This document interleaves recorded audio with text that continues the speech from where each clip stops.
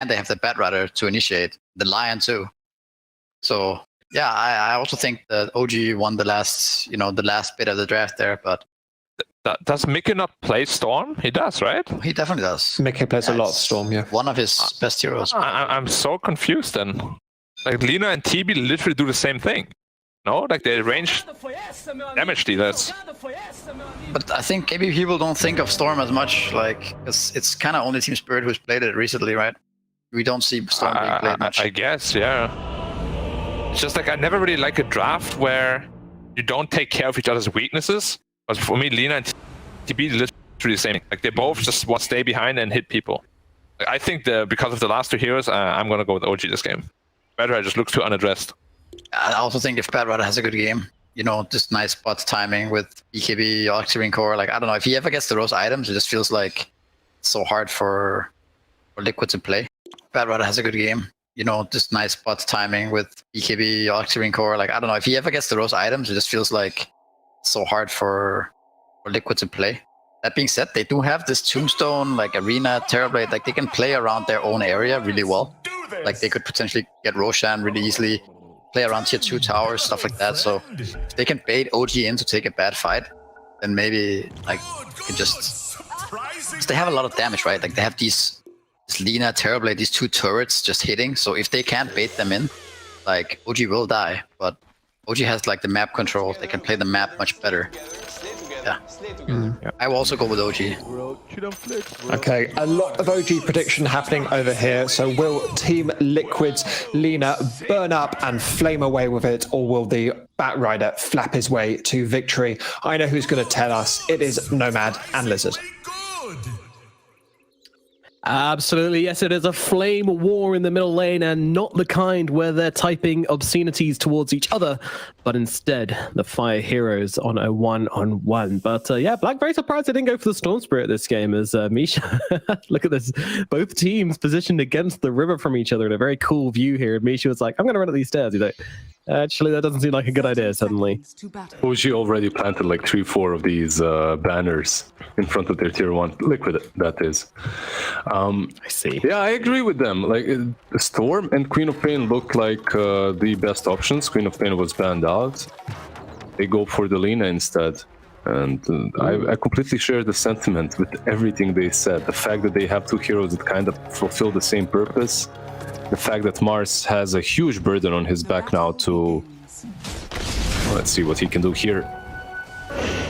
Stun comes out. Rune will be grabbed by OG, and that's going to mean... Oh, it's not going to mean actually. Oh, it's going to mean Liquid get 3, because Matum Man's done a bit of jogging. He's managed to jog and grab both of the runes of Amar. It was a bit cheeky there, managed to snatch both of them. It truly feels like for Liquid, they have to play the teamfights pitch perfect, and they can't waste any of their ultis, right? Like you have this Mars, Lina, and Undying. They have to be constantly well positioned to protect each other, to protect the Terrorblade. Meanwhile, you look at OG's drafts and it just looks so fun. Like it looks so free. Every single hero can make moves. Every single hero can run around, make plays, juggle and jump around you. It feels very similar to yesterday's Liquid draft that they had when Mickey was playing Ember Spirit. It feels very similar to that. Yeah, absolutely. Do you reckon one reason they picked this Lina over one of the other options then is perhaps because they want just kind of more late game damage, and they know how much OG likes to scale, how they like to farm on all their heroes, and maybe they're just going to kind of challenge on OG in that behalf and say, hey, we're just going to pick something which is going to scale better than you? Perhaps. It's a valid idea. I think... Most probable thing is they went for Lina as the hero is extremely popular at the moment. She's very strong, one of the best mid laners, and they do have this Mars to protect her a little bit, so this kind of makes some sense, right? Yep. It's not a bad hero, but... Tombstone killer as well. Stretch, sure. Yeah, it can work. Although why she kill her in Tombstone, I don't know. Moving on. So BZM, not going to have the greatest time in the middle lane. Start things off, of course. You're playing against Alina. It's just not fun for anyone in the first few levels. It's a Bat Rider. He'll be fine. a couple of stacks on the small camp as well, get some bonus. Last it's over there, he'll find his farm. It's kind of the same thing, right? Lina will be also moving back into the jungle, getting those boots of travel, and afterwards perhaps rotating. So do you find it interesting here that Tiger's playing the IO, but he's moved over to the safe lane? Meanwhile, they'll put Misha, of course, on his Lion over in the offlane. But I imagine Tiger's still playing the 4, right? Yeah, it's not really that surprising because you're playing versus an Undying. Basically, Insania picked this hero so that he can completely crush the safe lane. And when you're playing Undying versus 2 strength heroes, Io and Undying... Talking about Io, he's in trouble. He's going to get first blooded down in the bottom lane by Zai. Looks like he got caught out by a spear and a cookie.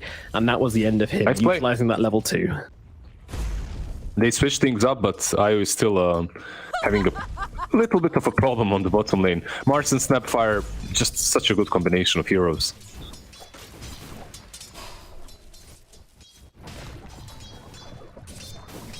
So Liquid are the team to draw first blood on this bottom lane. You do have to be so careful when you're playing IO as well, you know. If you get caught out like that, then it is just instant death a lot of the time. You only have an escape under certain circumstances, which are very unusual, but if you have a target to tether to, then it can be a good escape. But if you don't, then you're just dead. And Boxy getting overcharged down here, but doesn't look like for the damage. Uh-oh, Tiger gets speared back on the tower. Luckily, using that range, he can just ping himself back to Yuragi. Didn't quite make contact with the tower, so didn't get stunned up. Yeah, this time around he actually had the tether available once again. It was off cooldown, so very simple for him to run away. And you can see the potential from the Luna plus Io as well, right? Like, it's no pushover this lane. If they play their cards right with the overcharge, there's so much damage that they're dishing out. So will get himself back, but low on health, low on mana. He needs some refueling here. Meanwhile, BZM doing exactly what we expected, just farming up those small camps and having a great time in the process. I think it's very similar with Nikkei. He stacked out the small camp. He's probably going to just be pushing this wave out and then going for the small camp and into the bounty rune.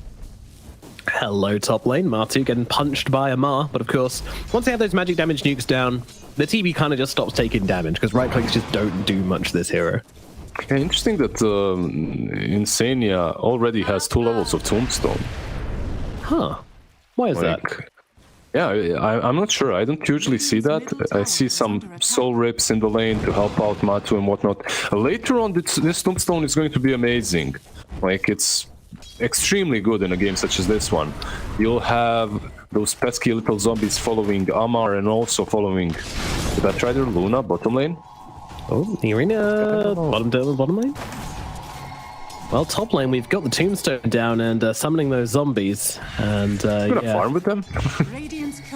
I mean, he is with how it's positioned right now, that's for sure. Oh, you know what's happened? I saw in his stream earlier he was playing the Aghanim's Labyrinth. I think he's just using the same build. He's forgotten he's in real Dota now. Oh, I see. Did you play it, by the way? The new Labyrinth? Yeah, I've played it. I'm up to level 3 already. It's great fun. Good job. I love roguelikes, so... haven't gotten the time to play it once so far. It's very enjoyable, I must say.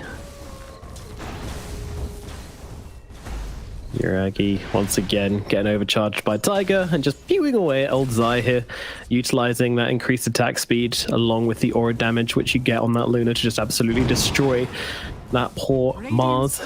Has been killed. Moxie getting some couriers, but it's really able to accomplish much more over there. There are some rotations. Misha is moving bottom. Maybe they can punish Boxy could be in some trouble here, and Tiger finds a partner to overcharge too, and they will bring down that Snapfire with ease. I don't think they want to walk up into Meke here, though. That hero is very, very scary, even though she doesn't have much mana. You don't mess with the Lina. Yeah, the moment you see her, you probably head back. It's actually Mickey that will scout them out with the fresh observer board that he just planted, and his bottle will also be refilled by Boxy. Maybe they can kill Misha here now. Let's see. Yeah, Misha's nearby. Oh, stun. He's just on the precipice there, but doesn't quite cross over into it, and Misha will be okay. Top lane. God, it's nighttime, remember. It is, yep. Amar starts the chase onto Matumba Man, but there's a TP coming in from Insania. He's coming in to help out his carry player. Not going to let Amar chase down and kill off his carry just quite that easily. There's the Soul Rip as well, healing him up a bit, but Amar is... I mean, he's not going away. I'm surprised that they left him completely alone, considering it is nighttime and he can actually pressure the lane now. If he had, let's say, a Lion over there, they would be able to completely dominate Matumba Man. Yeah, unfortunately, Misha's gotten confused because, you know, he's a position 5 player. He's used to playing the bottom lane, and now he's like, he's forgotten he needs to come back to top. It's just pulling him. There's some gravity towards the safe lane, right? Like... Yeah. You can't escape it. It's his natural instinct. So basically what I thought for Misha was the best thing to do is stack up the hard camp and the ancients, right, for Luna, and also pressure the top lane. I'm pretty sure they'll start doing it very soon, now that the Bat Rider doesn't have to farm there any longer. So also very deep ward that they just planted. Vision should help them out later on if they are looking for an engagement. Misha probably doesn't want to be seen here either, because he's like, man, I don't want this to get dewarded, so I'm gonna stick around here. He's just hiding, level 3, you know. He sees Matu, but can't really do a lot about it. He's waiting for some support, perhaps a Bat Rider. But he's scouted as well, like they see BZM. Yeah, BZM. Actually gonna, he kind of gives away they've got a ward here somewhat, but he actually kind of baits them out and places the sentry where it isn't. And now Misha coming wrap around from the side. Nice stun onto 2. Dragging him back. They've got the Snapfire. That's going to be an easy kill, though. I say that the heal comes in, but it's not enough to keep Boxy alive. Boxy will get roasted, and Misha still needs to run here. There's a Dragon Slave down from the low ground. Misha, one more click will probably do the job, and they will find it, but it's Insania who gets the kill onto the Lion. And oh my goodness, Mickey just unleashing onto BZM, and with the Dragon Slave, they'll get themselves another kill here. Liquid punishing OG for moving to their side of the map. Yeah, Mickey utilizing that ward really, really well. And now he's got a haste rune. That's unfortunate for Zai. Oh, he just gets caught on the arena, pinged back in towards the LSA, and that's going to be a kill for Mickey in the end. Yeah, he was juking it very well, the LSA that is, and then he got bonked by the arena back into it. Mickey is just doing a lot of work right now. He's really making this Lina work off of the laning stage. He almost has his travels completed, and after he has those travels completed, he can join pretty much every single fight and keep up with his network progression, farming up that triangle. Yeah, she's going to reach there a little bit faster than BZM does. BZM still a fair chunk of gold away, about 500. Me and Melina only about 200 at this point away from those boots of travel, so bit of a deficit there. But BZM, I feel like, has an easier job once he gets those travels, because there's just so many setups available for him, right? If he catches anything with travels, with his Flaming Lasso, it's so easy to follow up on the side of OG. You have this IO, you relocate in, it's an easy kill on any core. I just love how Amar is playing, by the way. This guy just doesn't give a damn. He's sitting on the top lane, just farming away on the Night Stalker. He has his armlet. Misha, when he was fleeing the enemy jungle, when they were chasing him, he just continued hitting creeps. He didn't even think about going to help him, like, even though it was nighttime. This dude is your, like, incarnate of your classical pubber becoming a pro player, you know? I don't want to go there, but I was going to say it. Definitely feels like the old, you know, Midas Night Stalker off lane, kind of waits, you know. Second night, it's first night's not an issue, second night's no. Maybe fifth night I'll come and start helping out, dude just wants to carry, you know, and so far it's working out really well for OG. He's a bit on a greedier side, but he definitely makes it work later. He sure does, Lizard. He sure does. Liquid, though, trying to punish as best they can. The damage coming in the bottom lane as Mickey will take down this tower using those fiery hands of his. And his teammates are instantly smoking up, going towards mid, because he has travels. It's very easy for him to connect. Can they catch BZM, though? They need an arena for this. Run, Bosom, run. He's going to be okay. Liquid. Foxy. Oh, no, he's not going to be okay. Oh, yeah, maybe he's going to... Oh, dodge the spit, dodge the spit. No, not possible. Not possible. Oh, and the kisses as well. My goodness. They Russell is Jimmy's good and proper in the jungle. And they're going straight into that tier 1 because Metamorphosis has been used. You know that that Rider is dead for 20 seconds. That's just enough time to finish off the tier 1 on the mid lane. All right, this is some good tempo from Liquid. Bottom tier 1 taken, middle tier 1 taken. Their checklist is just getting ticked off way too quick. Yeah, OG, however, they're ready to, it seems like, engage. They do have nighttime possible. Bit of a wraparound. No Eclipse on the Luna here, so they'll just have to try and... Oh, she does have the Eclipse. Just levels it up before the fight here, and they'll unleash it onto Mickey. Mickey's going to lose his life. And that's a nice kill from OG. I love what Yuragi did there, actually. Holding the point, smoking up, and then if they find the fight, yep, level the Eclipse, get the kill. If not, level your passive, go and farm. Really nice play. Yeah, amazing amounts of damage on that level 1 Lucent Beam, wasn't it, Nomad? I mean, it works, didn't it, Lizard?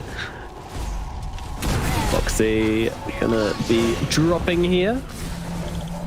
Turn out onto the Mars. Yeah, OG striking back. Perhaps they can even take down this tier 1 tower. Lina still dead for a little while. Will they be punished for this? Mickey's back in. He's doing a decent amount of damage, but he's also been stunned himself. Finger is out onto Mickey, and now with the lasso again, it's chain deaths for poor old Lina. Zai trying to back himself away. They're inside the arena on the side of OG, but they're taking down this Mars one step at a time, and it's going to be another kill going the way of OG. They take down the tier 1 tower, and they get themselves 2 massive kills in the process. Liquid, it just doesn't feel like they were expecting this level of aggression from OG this early. Well, this is something that panel was talking about, and this is a situation in which having one of the spirits would come in handy, right? Like having something that can just survive without the arena. I feel like you're playing with the Lina and a TB. Before this Lina has a BKB, Mars needs to be constantly protecting her, and he tried, but it was just a little bit too late on that mid lane. BK TP'd straight into the brawl. Little too late, not quite enough in the tank for Liquid for that one. Just need to be set up a little bit earlier. Do you think that he could have TP'd maybe a little bit behind the tower, a little bit safer, or was that a good? I guess if he TP's there, he has a chance to instantly LSA someone. Ooh, Liquid. Talking about sneaky moves, they are right into this Roshan pit. OG under their noses here. Are they going to be expecting this? I'm not sure they're going to call this. Can they contest it though? There's no nighttime, you don't have Dark Ascension for 10 more seconds, and the Tombstone has been already dropped. You don't contest this. All right, fair enough. Well, it's going to be Team Liquid who take the first Aegis of the game, and Mickey who will grab that Aegis of Immortality after 2 deaths. He certainly needs it. Yeah, I think you use this Aegis now, mainly because you already used your smoke. You use this Aegis to go and farm up the BKB on Lina. You can still make moves, and if Mickey sees an opportunity, he can travel in. But that BKB would be so helpful in the upcoming fights. Yeah. It just makes Zai's life easier, right? Like, he doesn't have to worry about every single thing on his team. Yes, his list of responsibilities grows a little bit shorter, which is going to enable him much more in terms of what he can achieve. It's like he's this big brother, you know, just has to take care of his little siblings. There is a smoke on OG. The moment night comes, they go. Yeah, well choreographed here from OG as they find themselves in Sania. This Night Stalker's going to get right on top of the Undying, and that will be a dead position 5. Small kill, but big area of the map as they take over that triangle for the time being. Zai, meanwhile, going for a cheeky wave at mid. He blinks himself out, though, and he will be safe for now. No, that was actually really good for Liquid. They're wasting nighttime. The triangle that you called as taken, yeah, it was taken. And they will kill Boxy on top lane, which is... Well, actually, they won't. Turn on Amar. This is perfect for Liquid. And they're going to get him. Amar goes down to the Laguna Blade from Mickey, and that is going to be a big kill going their way. Outmaneuvering OG at this point. Maybe relocate bottom lane. Yeah, it's possible. They're going to pop the arena, though. This is Zai going for the kill with Matumba, man. Uragi needs some help, and he needs it now. Guess what? It's here. The cavalry has arrived, coming to Uragi's rescue. Can they fight up into this? I think they can, as the Terror Play getting so low, but he gets off the Thunder. Matumba man's not going down. They don't land the finishing blow somehow, some way. He survives through that. And Luna survives. Like, yeah. All right. No one died. Cool. What should do about nothing? Like, I can't believe that Luna and TB survived. TB was hexed and lassoed, and he had like 100 HP left, and he still manages to use his Thunder off on the Batrider. Well, really nicely played by both of these teams, rescuing their cores. The relocate play was nice, set up by Misha. As he planted this deep observer ward, he could actually spot out where Terrorblade was heading. I still think that Liquid is benefiting from Zai. Yeah. Mm-hmm. Just to keep the TB alive at the very end there. I think that was Bulwark coming into play. Yeah, it definitely helped out. Mar.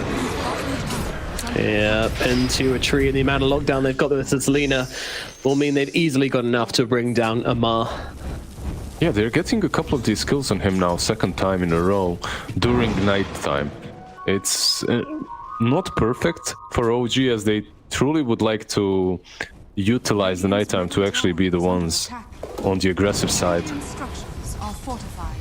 But you are playing versus an Aegis BKB Lina. There's not truly a ton that you can do at the moment.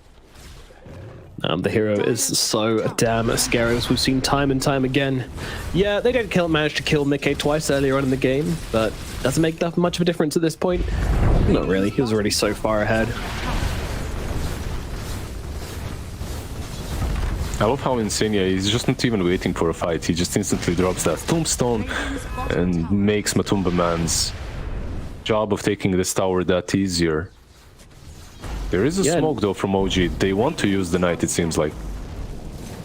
It makes a ton of sense as well, because you're playing against a Night Stalker, you're playing against a Batrider. Oh my goodness, Tumblr's toy getting BZM out of the way, dodging everyone right now. They've used their stuns, and OG are going to use this opening to jump in the backlines and just try and block the Snapfire. Yule's going to keep him alive a little bit longer, but Boxy will fall. Mickey gets fingered. They need a little bit more to finish the job, and I think they found it with the Lunar Glaives coming through. Aegis is taken. Meanwhile, Insania just being battered on the front lines here as Tiger and the Night Stalker take him down in the backlines. Uragi and BZM are ganged up on Zai. Tiger will fall, and Mickey with the BKB going to TP away from this one. They don't have anything to stop that from happening, so the two big calls will escape, but overall, huge fight from OG. I just love how efficient Matumba man is. While this is happening, he just starts and hits that hard camp right next to the team fight. He's just farming, he doesn't care. After he finishes the camp, he goes away and leaves his teammates to die, which wasn't that noble, but very effective. Mid lane, Misha. Classic. Yeah, I mean, this is Luna without a BKB, but, you know, they've used their spells in OG. They're feeling confident on Liquid. They're okay. Again, he's caught. Yules, Oxy. He's not going to continue, as there's no follow-up. But Mickey is on top of BZM on top lane.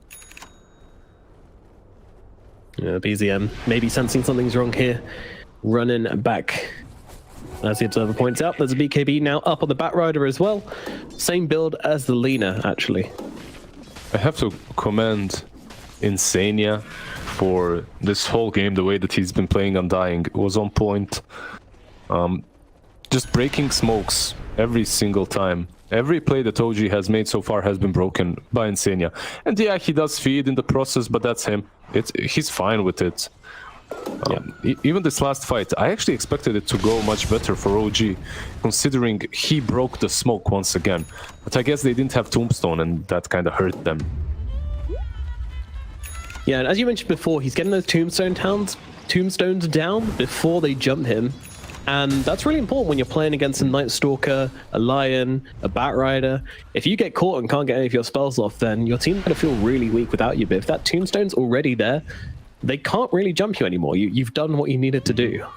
As long as they don't wait for the tombstone to disappear and then fight you. Yes, like that last fight. That's true. That's true. That is the counterplay. But it was more Liquid kind of being a bit sloppy with the disengagement there, right? They're taking the tower, but they still got caught on the way out. There was a smoke attempt coming from Liquid, but they didn't really manage to catch Uragi. They're looking, but they won't be finding. Yuragi now showing in the mid lane. There's pings coming out from Liquid. I think they want this. Yuragi, does he have that BKB available? Yes, he does. And a Manta. Insania gonna break yet another smoke, it seems like. He's very close to it, at least. Look at this tombstone as well. Just sees the sentry ward on top of his observer ward, and he's like, wait. No. But of course, this does mean the tombstone is down. Oh, here we go. Ahmad taking the ultimate down, but they've already chopped Misha up with that Laguna Blade. Quick elimination from Liquid. Gone. But they get the kill onto Zai. Ahmad chases him down. This tombstone isn't going to last forever. 5 more seconds, and OG will start chasing afterwards. What can they find is the question. Who will they jump? Amar, he's got a little bit of time left on this ultimate. He's going to jump straight away on top of Insania. Does he have a counter play here? Well, he's got a team behind, which is doing a lot of damage. Insania will be the first one to fall. BZM now looking for the target. He's got Lasso. It drags back Valina into the demise of Yuragi as that Eclipse comes down and eliminates the Lina. Boxy as well in a similar amount of trouble. Gets off a decent amount of damage before he dies, but dies he shall. And now the relocate forward from Tiger. Beautiful reload, but could it be his own death? It is. But Yuragi's got the BKB to keep on chasing Martu, wants to bring him down so badly because he has the Sunder. Not a guaranteed kill right now, so I'll turn their attention towards the Mars instead. Mars is gone, jump in from the Snapfire who just walked back.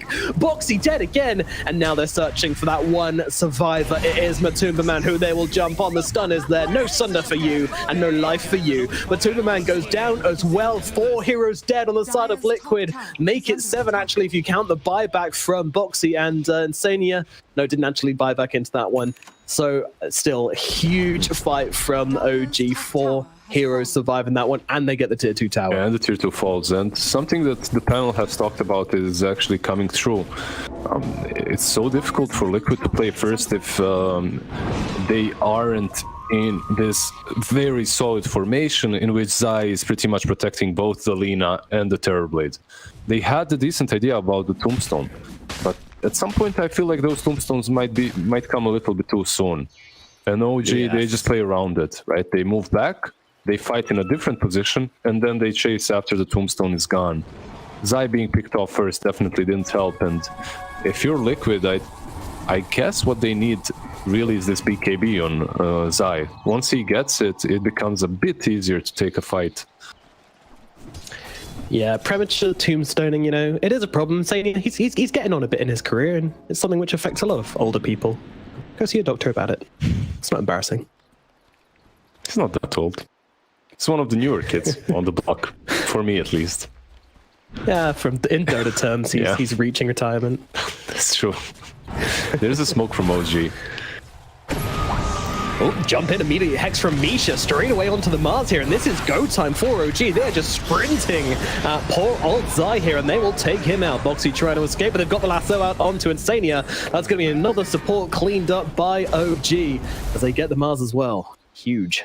Until Mars gets a BKB, you can't fight on Liquid. And even once he gets it, you still have Lasso to work with, right? BZM can still kind of prevent him from really dishing out any of his spells. This wow, and fantastic spawn time on Roshan as well. It just pops up as they reach in to check it. And this means that the second Roshan of the game looking like it's going to be OG colored. On the bright side, Liquid, they did finish the Sky on Terrorblade. So this man hurts. Like in a solid team fight in which they can kind of perhaps keep high ground or something similar, play around their own vision. I'm sure that Matumba Man can take down a hero or two, but it's becoming increasingly problematic as OG, they're just running around them. They're running circles around them at this point, which is crazy because, you know, the first team fight which happened, I was like, all right, Liquid, you know, they're in a good shape right here. They're going to take this game, but then OG just comes streaking back into the game with some great smokes, some great fights. Block it. Down the bottom. Yeah, they're going to pick up a freebie, it looks like. Insania dared to come in, do some warding. How dare you? Creates a little bit of space for Zai on the top lane. He knows that there will be no Lion hexes, impales into relocates now, so he can perhaps be a bit braver and finish off the BKB. which is definitely helpful. Like these small little plays, these kills on Insania, they aren't really worth it that much at this point. You're 13k ahead anyway. But this is a huge issue as well. Night Stalker and Io, they're just so fast together. And Boxy, Ooh, Misha constantly hunting. The stun will miss, and now the Yule's out to hold back Amar, as Boxy will stay alive here. I think this is Liquid's best bet, right? Like defending high ground positions somehow. You're playing versus Aegis anyway. Dire's middle tower is under attack. Radiant are scanning. What do Liquid do then? What is that counterplay? I don't feel like they can fight into Aegis. I don't think so as well. Perhaps you just let the Lina go out, and she's pushing out the waves as she has travels. She's pretty fast. She shouldn't get caught. But look at OG. They're already pinging out the bottom lane. They know exactly what Mickey might try to do. This is the lane you want to try and push out, of course. We saw last game, this is where the Nigma heroes spent a vast majority of their time when they were trying to play outside of the base when they were far behind. And they found Insania instead. I mean, you know, just a casual kill onto an Undying. There's two more heroes behind it here. The OG attempted. In fact, they're more than tempted. They're going to get lasso off. There's nothing they can do about this. Matuma Man has gone down. Zai pops the arena, but it's too late to save the TB. Nothing was going to save that TB. The moment he gets lassoed there, he is just gone. And that is a huge kill. Now it's going to be in the bottom lane now, going away off OG. And look at Misha. He's actually TPing top together with Tamar. They might catch Lina. She's in Shadowblade though, so there aren't too many sentries on the ground. But if he shows himself, they're hunting. How careful is Mika going to be is the question right now. The answer is very. He's not moving until he sees this Night Stalker. That's for sure. Yuragi top lane. They baited them on the bottom lane, moved back top. Interesting. But you just wait for if them on the can bottom take lane. out Tiger just straight up, then Yuragi will be in here without bungee cord. But the health is, oh my god, the Lina was not ready for the damage of Yuragi, and now they come straight back into this fight, take down Zai as well. Hello, what is happening here? Liquid overcommit to a terrible, terrible fight. The Lina's dead in the ground. Matuna Man, he's trying to run away from this one. I'm not sure he's going to get himself out. The finger is there, the damage is good. GG is called. OG take game number 1 in convincing fashion.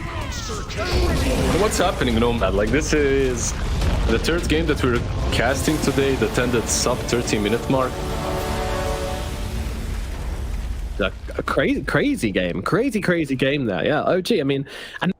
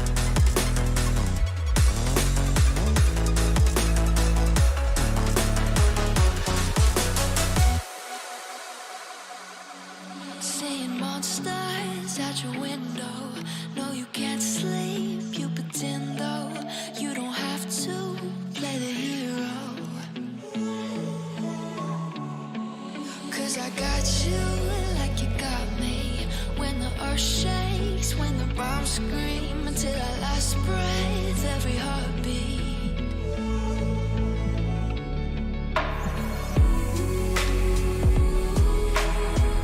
You know I'll come running.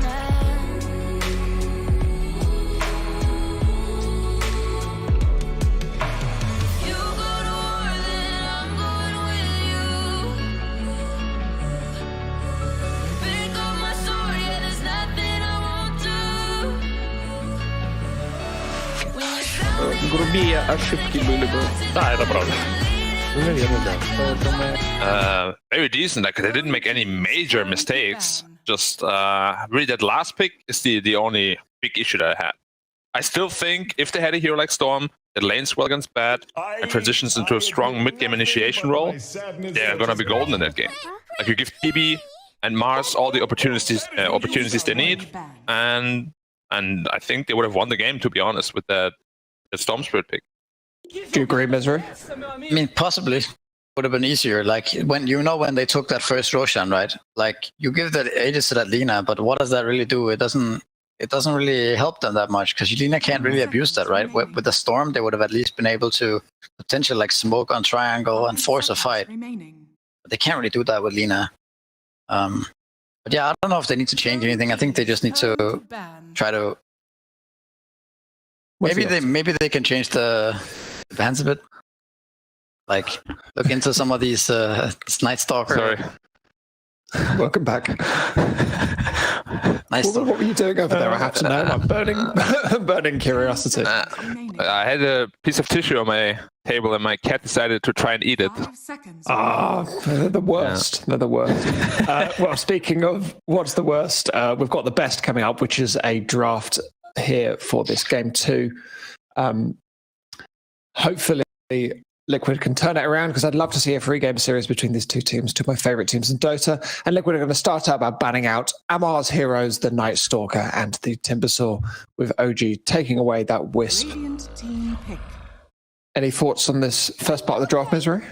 Yeah, I mean, I thought the Night Stalker ban was kind of... I mean, it makes sense. I didn't think they might go for it because it's still first phase Night Stalker ban. You don't see that every day, but at the same time, like, just the vision game that this hero does for you it's annoying to deal with, so I understand the ban. And taking the ban. I want to highlight that Beastmaster ban as well, because we spoke earlier about Beastmaster getting banned in that middle or late phase quite a lot. First phase Beastmaster ban we've not seen in a while. Why do you think they're banning out here? It looks to me as they're banning it out because they want to pick Razor Nyx.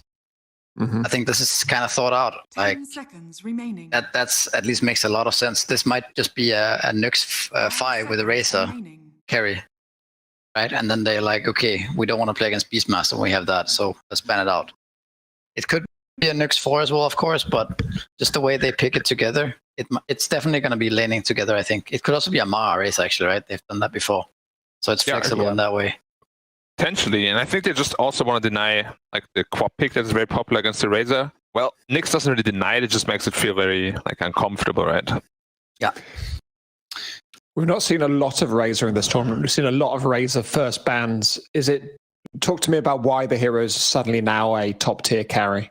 So another reason why Razor Nyx is good is because the Queen of Pain is usually a good response to Razor, right? But now you're kind of hesitant to going for it because the Nyx is there. All right, okay. So cool opening here, and here comes the breaker. And now they're probably going to ban ST out, right? Yeah. And then so some of the... It's a super strong response against the Nyx assassin, of course. If you ever charge him and he ults, he gives away his entire game plan at that point. And against Razor too, if you ever get up to like an Aghanim, so if it's an offlane Spirit Breaker, you just charge him through the BKB, and his entire game plan is also pretty ruined. I think Spirit Breaker in general is a pretty strong hero if he gets off to like a decent laning phase. I think he'll be playing it as an offlaner, would you reckon? 10 seconds remaining. Well, I hope so. I don't quite know where Liquid plays it, but it definitely strikes me as a Zai hero. Like Zai does play it, yeah. It's definitely a Zai hero. I just don't know. Like, are you going to put the breaker offlane into Razor? I think, what are you doing there as a breaker? How do you put that there? I feel like you don't do anything. You don't. So I think in this scenario, it might be better to try to like put it on support. But Sure. I mean, it's not really the same hero. You could also throw. We've seen some mid SPs. Yeah, Mickey SB mid. Is that something that sounds right? Maybe not. It sounds more like a. I know what all those words mean, but in that order, I don't think that sounds quite right. SB Mikke don't comprehend. We're banning out the Invoker on Team Liquid, one of BZM's classic heroes, and the Morphling banned out on OG, and the Enigma, another curious ban there. Why the Enigma? It's also a hero. Same reason. Liquid has been playing, right? A lot recently on offlane. It's also the same reason why they ban Beast, right? Like you can't really deal with those idle ones if it's a Razor carry. Yes, too. Yes, that too. 10 seconds remaining. Makes sense. And I don't know. Now that I think about it, like you can't just go break offlane with a strong 4, like the Bane, right? And you are gonna get a lot of levels, and I think you're gonna farm fine as well. It's just like Razor is definitely gonna have a good time as well, right? Like you're not gonna be pressuring. Yeah, definitely. But this entire draft actually makes. Hello, offlane Jakiro? Black? It's certainly an offlane Jakiro, I reckon. No Black way, Halo. dude. No way. No, we're not seeing that again, I don't think. Yeah, no way. If they do that again, I don't know. Like I do mid Jakiro in my paps for fun, but 5 seconds I remaining. don't know. Like, it's a 5 hero. Play it as a 5. It pushes out lanes. It pushes towers. It does the same thing. It's no need to play it as a core, and they'll do it. It's pretty good against Spirit Breaker. Can stop the Bane too. It's a lot harder though. But an Ice Path against Spirit Breaker is pretty chill. Put it somewhere, he charges through. It's like damn. What noise was that? Is that the noise that Jakiro makes?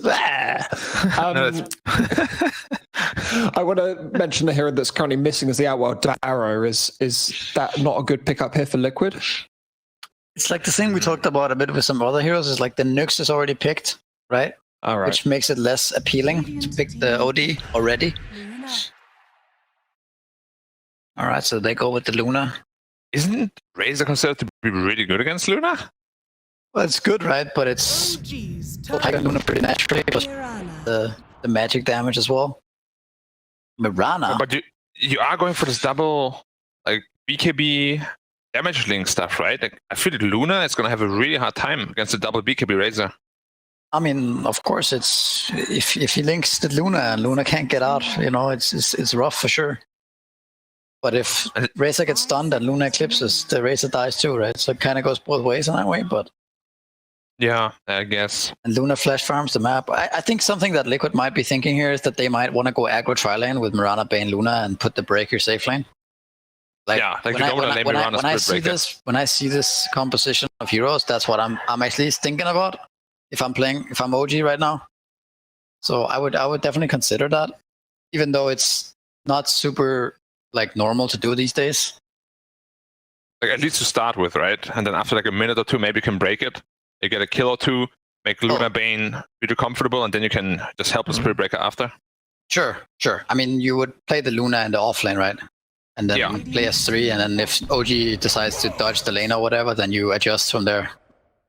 Mars. Up his Mars. That's also something Secret did, right? But they did that. They put the Sumail Breaker safe lane, and like they went aggro with some Timbers or Inch the other day. Yeah. But obviously, that's obvious. It's a different scenario. But now that OG picked Mars, they might even be more likely to put the Spirit Breaker against Mars. That was also the matchup that the Secret did. Yeah, and somehow Mars got first blooded. Yeah. I still don't know how that happened, but potentially, yeah. And I mean, Jakiro is a pretty scary tri-laner. Razor with the Plasma Feet came pretty strong, but Nyx is very weak compared to the other three at least. Both these teams are looking now for a mid laner to close up their draft. What sort of mid laner are they looking? Are they looking for a similar thing or a different hero here? 5 seconds. What is Liquid looking for? They do like a little bit of just damage, I would say. Damage, maybe a stun could be nice. So spellcaster, like that's the problem, man. You have Nyx already. Like You don't want to pick these heroes if you're a mid laner. Like, I don't want to play co-op here. I don't want to play. Let's see what they have. What's the Mickey hero? Why do you think Death Prophet is not played more? Because I also look at this game and see Death Prophet being pretty strong. I think DP is so strong. If it wasn't meta, right? Yeah, I think DP is like an insanely strong hero still. Like it's so good against all of this. If you silence the Jakiro, Nux, or Mars, like they're so sad, right? And Razer also doesn't like the DP ultimate. Yeah, it's just a hero that deals damage passively by just existing, right? You press your ult, and that's all you gotta do. Yeah, you also don't need that much net worth to actually be effective, right? Like you can have this 10, 12k net worth and be super strong. It's just one BKB euros or whatever. Yeah, no, I agree with you for sure. I'm not entirely sure why people don't pick it more. Turn to ban. Banning up the puck. Yeah. Doesn't OD still look quite good for Liquid? I'm sure you have this Nyx, but like you don't know the mid lane of OG, so OD is pretty safe because it beats most heroes. Isn't it really good against the Razor just to stop him getting on top of you? It's good, but once he has this like BKB refresher, it can also be very scary for the OD. That makes sense. Yeah, I mean, you could go for it. What else does Mickey play middle that doesn't hate playing against Nyx? Not much. If Koika was on the team, I would definitely say Lone Druid. Maybe they want Void Spirit, right? They banned out Ember and Puck. Yeah, Void Spirit is very decent, for sure. Could be. I mean, Nyx is also good against Void Spirit, but it's like... Yeah, it's so good against most mid laners now. What you gotta do, right? Mikko played a Pudge recently. That's something he plays. I doubt it, but... Why not? Mid-Pudge. Classic. Flop ban. Yeah. Well, I'm looking through the hero pool. There's not much. It is the OD, yeah. Yeah, it's just a preemptive pick because like it just beats a lot of heroes, and it's also good with the Mirana, right? That's like another nice thing for their lineup. Yeah, certainly. It also feels like it's, to a degree, the last available option. I mean, they've banned out 4 mid heroes in a row. OG just banned out another 2 mid heroes. That's 6 mid heroes down. It's a shallow pool left. Yeah. What are you picking as OG? Are you adventurous enough to go for a Tinker against Spirit Breaker? Bad Rider again. Oh, you just go for not juicy bad game, actually. It looks so good again. Kind of does, yeah. Like, you don't really think about it oftentimes. No, but that's the thing, right? Like, when people forget about Bad Rider, that's when it's the scariest. Because then you have these vanilla type heroes like Bane, Luna, Mirana. Like, these guys can't play when they're napalmed, right? And then suddenly you get this super juicy GG bad game. And it's still gonna be tough though for the bad. Like, you have a severe damage disadvantage, you're gonna get asphalted a lot. Like, if the Mirana rotates middle a bit and you kill his bat 2 or 3 times, I could actually see him just being a big burden for the longest time. Right. I mean, it does feel like but I think you're right. I think it will be a rough early game for Bat, but still, like, it's hard to shut him down so much that he won't get to that point where he's still going to be that effective Bat Rider, you know? Yeah. So he might have a slow start, a bit like last game, right? Like, Bat had a pretty slow game. Yeah, he died to Lina in the river there, and like he was getting owned in the lane.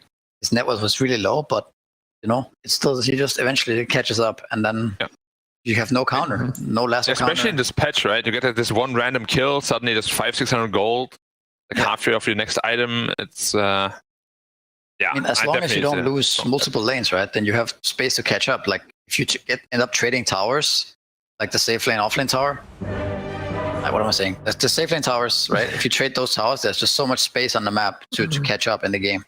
Yeah, sure. So yeah, I think OG's maybe got this one more time. I think it's too strong of a bad game once again. Do you agree, Black? Yeah, I mean, it even slipped through my mind, and I'm like the panelist, you know? I was like, what could they pick? Oh yeah, this hero looks really good. Oh, it's just a Bad Rider again. And yeah, it looks amazing, and it's the panelist, you know? I was like, what could they pick? Oh yeah, this hero looks really good. Oh, it's just a Bad Rider again. And yeah, it looks amazing, and it's hard to bet against him in this game. Okay, well, will OG's razor-sharp draft turn Team Liquid absolutely batty, or will they charge us ahead into a Game 3? We're going to find out with Nomad and Lizard. Thank you very much, Dan, Misery, and Black. Yes, indeed, we have game number 2 on the cards, and the bat comes back for a second lap. Can OG make the magic happen twice in a row? Let's find out. Draft is looking a little bit more even this time around, don't you think?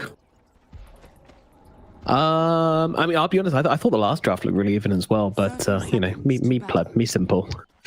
The Lina was a bit difficult to pull off in that last game, together with everything else. I think Liquid's draft this time around is a little bit more well-rounded, has a bit more broken in it, you know, like you have this Mickey playing OD, you have Spirit Breaker being played by Zai, Luna as well in a really good spot at the moment. I think they've got what it takes, plus a couple of decent setups for the Mirana arrows. Yeah, you've got that Nightmare, don't you?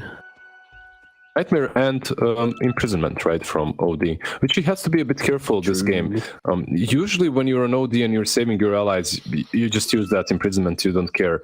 In this game, you have some issues. First, you're playing versus Razor, you need to be careful not to give out too much damage, and also you're playing versus a Jakiro. I think this hero is extremely solid versus defensive imprisonment because it just allows you to follow up with an ice pad. Is this a good OD game, would you say? It's a solid one. There are Liquid. They're going for a first blood under the top lane. They've got Tiger in the trees, and they're going to be able to bring him down. Easy peasy lemon squeezy. Marty is going to start off the game with first blood. Yeah, and we've seen this before, right? Just sacking the Spirit Breaker on the safe lane, leaving him alone, and then tri-laning top lane. We've seen it, I'm not sure which team did it before, but I've seen the exactly same thing. Spirit Breaker with his bracer won't really be zoned out, and then you dominate as a tri-lane on top. Yeah, especially as there's no one here because they're swapping the lanes up, so it's just going to be the sports trading farm for the time being whilst OG get their lanes figured out. Amar, they won't spot him out, sadly, for Liquid. I was thinking they might go for the sleep into an arrow play. Well, there's the sleep, but Boxy is way too far. Yeah, it's sleep and tickle, similar to slap and tickle. Very similar. Actually, the Mirana's just taken the hard creeps already, so, you know, just doing Mirana things. Taking a little bit of damage, and by little I mean quite a ton. Getting slapped pretty hard. The supports are away, so Amar and me should just lay their damage down in Timon. Finally, Boxy will TP. Oh, but he's TPing to mid. Very interesting here. They're going for this right now, and they might just get him. Beautiful timing there from Boxy on the arrow, and they bring down BZM in the middle lane. Beautiful rotation. Yeah, and that only works with the TP. Like, there is no way that you move towards mid lane and you make that play. But because of the TP, Bat just has no info that Mirana is missing, and he has no time to react as well. I have solid intelligence. Misha trying to make the pull. Insania being very annoying about it, though. So far, this game is looking pretty solid for Liquid. They got a kill on the mid lane, another one on top. Maybe even Amar now. Yeah, Boxy is not leaving these lanes alone. He's not going bottom. He's just helping out up in the top lane. And now with the stun onto Amar, they're going to be able to get another one. Misha, in a similar amount of difficulty, under the tower, might be able to walk back into the arrow and gets killed off. 2 kills in the top lane. Boxy, I mean, this is reminding me of the Tundra start. Like we saw Snaking have on the Weaver, where he's just dominating 2 lanes at the same time. Boxy doing the exact same thing. Yeah, they're crushing these lanes, and the most important thing, Zai, like usually when you tri-lane, right, one of your lanes is suffering. Zai isn't. Like, he has 11 CS versus a Razor Nyx. Like, he's doing extremely well down bottom too. Now he's charging mid lane, BZM. Well, I'm not sure Zai can do a lot alone. Nice bash. I like the way he was like walking away. He goes for the right click, starts to walk away, realizes he bashed him, and it's like, oh, she can get another freebie off here. Who knows? Maybe Gaben's on my side and I land another. I tries another time. Why not? There might be a sleep on top lane soon as well. They're aiming for another kill. I really like that Boxy actually went 2 levels of Sacred Arrow. Like, just doubles your damage, more than doubles. Yeah, and the amount of setup, as we mentioned before, it's obviously going to pay itself off. And they go through an aggressive rotation down the bottom lane. They want to bring down the Spirit Breaker. He doesn't have a charge. He doesn't have a way out of it. Tiger is going to be able to bring down Zai down at bottom. Yeah, a little bit of that curse happening just as I praised him. He did lose quite a bit of momentum going for the bounty run. We have an arrow in the middle lane. They're going under the tower here. Meanwhile, at top, they're going for the kill on Tamisha. This is going to be an easy one for Liquid as they pick off the Jakiro. The right clicks will be in, and the kill does come through. Now, BZM did survive thanks to Tiger's rotation in the middle lane and does not get killed off by Boxy and Mickey. You can see Mickey here. He's reaching for him. If he lands that Astral, I don't think that's a counterplay for the Batrider. He's just going to die. Looking much better this time around for Liquid, isn't it? It is, yeah. I mean, their laning phase wasn't too bad last time. I mean, it was pretty good last time, actually, but this time it's looking positively dominant. For me, it's more like your laning stage is going well, and your heroes do pretty well after the laning stage. They don't truly need too many items. They don't need these travels plus BKBs to come online. Quite. Like, that's the difference, right? Like, some drafts, they just need way too much time to become active. Team Liquid is not one of those. Plus, they're doing... Yuragi. He's dead in the bottom lane, I think, although he's got a Fairy Fire. Zai needs to cut the creep across here. He's being blocked up by his own creep, but it doesn't matter because they're moving in towards the tower. Yuragi is going to accept his fate. Nowhere else to go but into the range of the tower. Wrong tower, wrong team. Classic. Top lane Mirana is TPing in, and maybe they can set up an arrow. There's no Nightmare on Bane, so this should be hard to pull off at the moment, at least. Oh, he's looking for it. Boxy's been doing his archery practice. I mean, that is one thing about the arrow one-shotting creeps, that just you don't really mind if you don't need to use arrow immediately. It just gives you an excuse to arrow a big creep and your team not flame you for it. You just get a little bit more farm. And Boxy at the moment is finding quite a bit of farm. Arrow. Oof, very close. Sails past. Ma won't get I feel caught. like if Matumba Man held Lucent Beam just for a split second more and then fired it away, that arrow would connect. Obviously, hard. I think skill shots should interrupt each other. I think hook should interrupt arrow. I think spear should interrupt arrow and hook. Yeah, that'd be cool. There's on some clutch plays where you arrow the spear out of the way or whatever.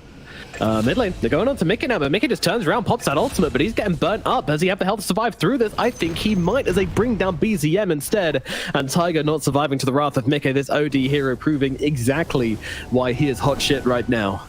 We had Brazil for just a split second. Now he just continues farming up. I wonder what he's buying. He's not going for that standard build. Is that... those are power treads. It's not a Midas. I was thinking maybe he's going to go for a Midas or something like that, because usually you see an OD rushing the Meteor Hammer, even from the mid lane, right? Yeah, you saw that guy complaining on Reddit and was like, yeah, I don't want to upset that dude. I won't build a Meteor Hammer this game.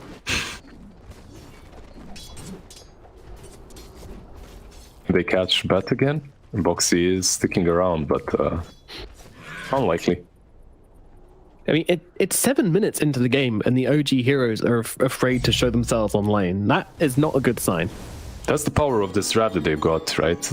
With the Mirana top lane.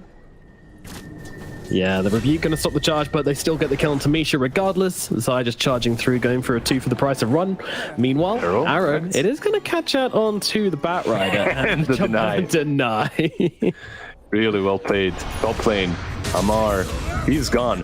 This is falling apart for OG. Right now, Liquid, they're just stepping it up. They're abusing the fact that these heroes that they've got are just so strong at the moment. Plus, they won every single lane. This is brutal. 10-1. 2k gold advantage, but so much more than that as well, because this gold advantage is going to continue to grow unless OG can do something drastic, because right now they can't show in 2 of their lanes. Yeah, it's 2k. It's a huge problem. Yeah, it's 2k advantage, but 8 minutes in, right? It's pretty big. It's like 2 small items. a lot of experience as well. Of course. What I really like as well right now is Boxy on this bottom lane. Wait, a little bit mid lane. Can they do anything there? Nope. Yeah, Boxy on this bottom lane can't be zoned out by Ragi, right? Like, he can zone out some heroes, but I like the Mirana pick as an answer to Razor too. You can just constantly defend this tower. If he goes on you, you just sleep away from the static link, and that's about it. You've heard of Elf on the Shelf. Now get ready for Boxy on the bot.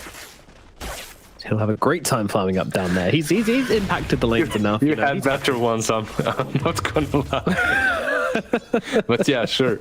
Boxy on the bot. At least Boxy in a box or something, but alright. Arch bottom lane. Can they connect with Arrow?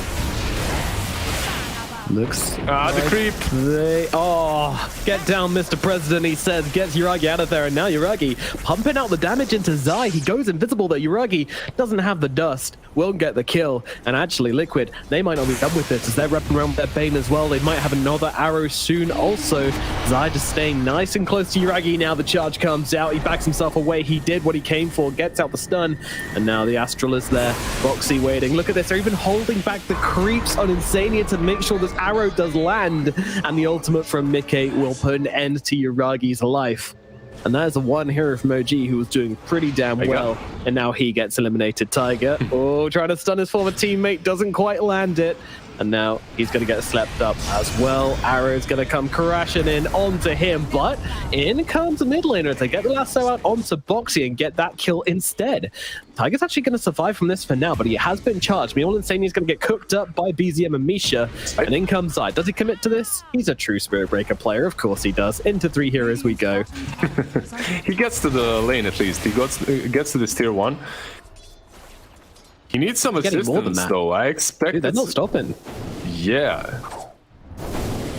Assistance is coming in the form of the Tundra man, and they're going to be able to bring down BZM. Zai, he knew exactly what he was doing as the cavalry does come galloping in for Team Liquid. Tiger trying to juke it out, won't be able to do so. Misha maybe even some trouble here as well as Boxy stays on top of the dragon.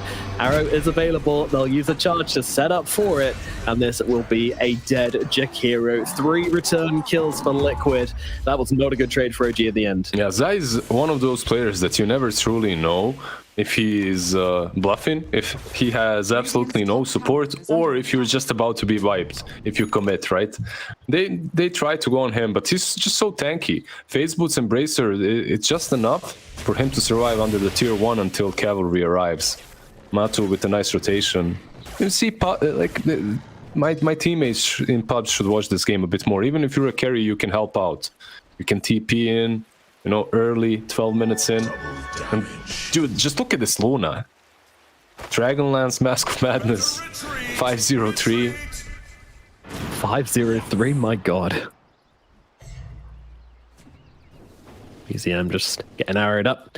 Tried to be a little bit aggressive there, but gets his momentum stopped by an arrow to the face. Dire's top tower is under attack.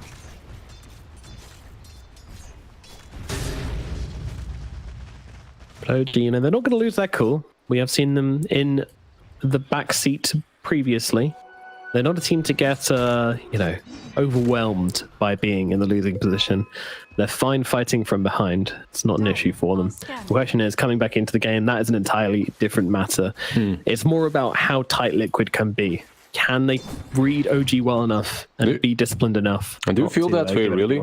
Like I felt that OG, when they're crushing the lanes, you just don't have a chance, right? But when they lose a lane or two, it looks a bit iffy later on. Like the comebacks are a bit harder for them than for some other teams. Yep. Well, we've had a pretty small sample size so far, so that's true. See which way this one goes. The prize is mine. Mickey with the Witchblade into a Midas, going for a different route a little bit on this OD. He doesn't really care about the utility of Thagonims or the Meteor Hammer. He just wants to hurt. He just wants to hit people, and who can blame him? He's an angry, angry man. Boxy Zai? No, he's gone. He's gone. Cooked up by BZM Batrider. Once again, having a decent impact here whilst the team's behind. He's still picking up the occasional kill, but in the top lane, the pressure is coming from Liquid, and they are backing off Matumberman. They are backing up the Timberman, sorry, with two heroes nearby. Oh. And in they go. Arena comes down. Oh, a rare miss for him, though. Insania tries to go for the grip, but the rest of the team have backed themselves away. They're going to leave Insania for dead. They've taken the tower. Haven't taken the tower. They just want to go back. Taiga. And oh no, Tiger finds him in the trees. They'll cook him up good and proper. Although Matu goes for the ultimate here, but with the Astral combination, that is not a symphony of skills we're looking for. Arrow tanked by BZM. OG still chasing, but not really going to be finding. Yeah, quite a few spells wasted by Liquid. Bane used his grip. It wasn't truly necessary as the arena was already whiffed, right? I understand that he's trying to save his teammates, so that's fine. Later on, Matumberman also missed the Eclipse, and a really nice play from Taiga there. He didn't just find Zai and impale him. He saw as Zai was preparing to charge away on the other side of the map, and he stood in front of him with Spiked Carapace. So a neat little play from Taiga.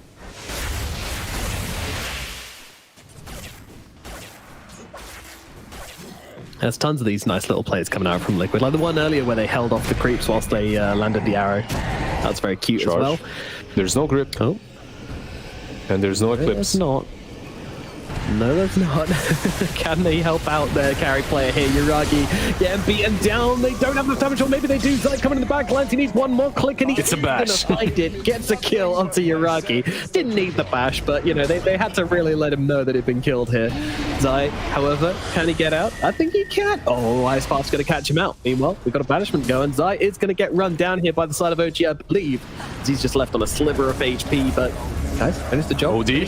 There we go. They get the kill, and now OD is going to get caught out as well. OG making the plays happen as BZM's on a triple kill. He wants to make it an ultra kill as he catches up with Boxy as well. And Napalm stacks her out. He's got the charges, but that was his last one. And now the Mirana will die, and it is an ultra kill for BZM at 15 minutes into the game. OG coming back into this one once again. Yeah, what was I saying about comeback and OG? That they're really good at it, right? That was what you're saying, yeah. And I was telling you how you know they're not that good at it, but really I got it wrong as a play-by-play, as it should be. I was surprised by Liquid that they're trying to go on the Razor without any big spells, right? They didn't have the grip, they didn't have the Eclipse, and Razor was literally next to the tier 1, which allows OG to just very easily connect. Mars just finished off his Blink Dagger. He missed the spear in the beginning, but it didn't matter. Also, OD, Mike and Mirana, they tried to go on Nyx, they tried to go on Taiga, and that backfired too. So they caught Nyx, but he just used Carapace, stunned both of them, and set up for Mars to come in there and actually kill off Mike. Some really, really nice plays by OG, but also Liquid trying to perhaps be a little bit too eager. They could have waited out the BKB perhaps on Luna and then fought. BCM. Yeah, try to get on top of Zai, but Zai with that bulldoze just so unattractive. Zai is always attractive. True, very true. Sorry, Zai. Didn't mean it. Liquid gathering, but as a OG, they look towards Tiger. Okay, all right, interesting there. They ran out of sight, so Tiger's Spike Carapace will eventually go off on the orb. I think Tiger's happy he didn't really get caught at all here, and the Duster's going to miss as well. The sentry's down also. Tiger, he's just quivering in the corner. Insania is going to run into him here, and finally they'll find him. They have the arrow, do they have the damage to bring down this this little scorpion? I think they do. Yeah, he was on the edge. Damage. He was on the edge of that sentry as well. Just looking at the wall. If he doesn't turn around, the problem is going to disappear. Doesn't work out like that, unfortunately. Bottom lane, not really being pressured that hard from OG either. There's like 2 heroes here, but they're just like, yeah, we'll leave the Chikiro to do it. Yeah, they don't really have the best heroes to kill towers at the moment, right? Once you get this refresher, perhaps on Yuragi, it gets easier, but is the BKB completed? Yeah, so he has a BKB. I think this is a nice timing for OG to fight. Oh, Arena comes down, but quick reactions from Nikkei to stop the spear coming out to follow. He is still trapped in this area though, but look at the damage coming down with the arrow, with the Eclipse. Can they finish off the Mars? Yes, they can. BZM getting low as well. Needs to get himself back as the charge comes through onto Misha. Matuma following up as well. That is a double damage Luna, by the way. Nothing to worry about there. Yuragi though is coming back in. He actually wants to fight this one. BKB pop. The grip is there from Insania, but doesn't really matter. No, it does not. He's stunned up immediately. Matuma Man's gone. Insania's going to follow. OG slapped right back as Zai climbs back up to the top lane. Wants nothing to do with this fight anymore. My goodness. Yeah, Yuragi was actually fashionably late to the party, and sometimes it's all right to be late. He can say that it's calculated. What happened though is he didn't have a TP. He went bottom and forgot to buy another one. But it worked out really, really well for OG. The moment this Razor has a BKB, they can take fights, and it will get easier once Mars has it too. I think it also shows just how Luna can't struggle against the Razor. The moment he uses that static link, she needs to run away. And OG, we're just on point to follow up with everything. The Ice Pad prevent her from running away, and also Nyx Assassin was there to prevent the grip from controlling the Razor. But Liquid, they are looking to make a quick response, and their response is going to be Roshan. OG, do they know about this? Now, this time, it's not even Liquid just saying that OG don't have the timings, they won't contest it. OG do have the timings, they just believe that OG aren't going to be ready for this. It's a tricks to play. And this OD is just hitting so hard. They were not ready. And not only do they take it from themselves, but they take it out of the hands of OG. Potentially would have loved to have that on their Razor or on their Batrider instead. Arguably, they figured out the Throsh was happening like kind of fast. When you take in consideration it was nighttime and you were also kind of afraid of them smoking on you, Boxy. Yeah, that's Boxy dead. It's a smoke that they used to contest Throsh, right? But because they were late, they just used it a little bit further down the road to take down tier 1 on the mid lane.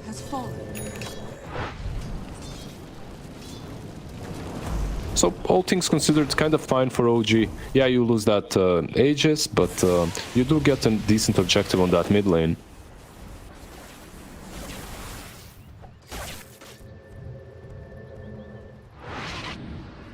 So 20 minutes in, OG, their aggression has been stemmed a little bit from the Aegis pickup, but we know this team. They don't tend to take much of a break. They'll just wait for Liquid to get a little bit clumsy, perhaps, and maybe catch somebody then. They will not wait. In fact, they're going for it already. This could be bad, though. There's a lot of heroes from Liquid up top. Insania knows. Or at least he's expecting some move. As you could see that he is going up front now. It's Zai actually doing the same thing. Has that bulldoze, remember? Yep, it's very annoying. And they will pop the ultimate from the Mirana as well, just to keep OG off them.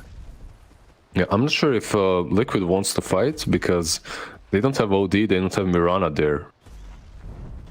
There are TPs on them, but by the time you connect, you will lose a hero or two, so probably best to fall back a little bit. I like that Matumba Man has finished off his Hurricane Pike, though. That's going to be very helpful versus the Razor. Double damage. It certainly will.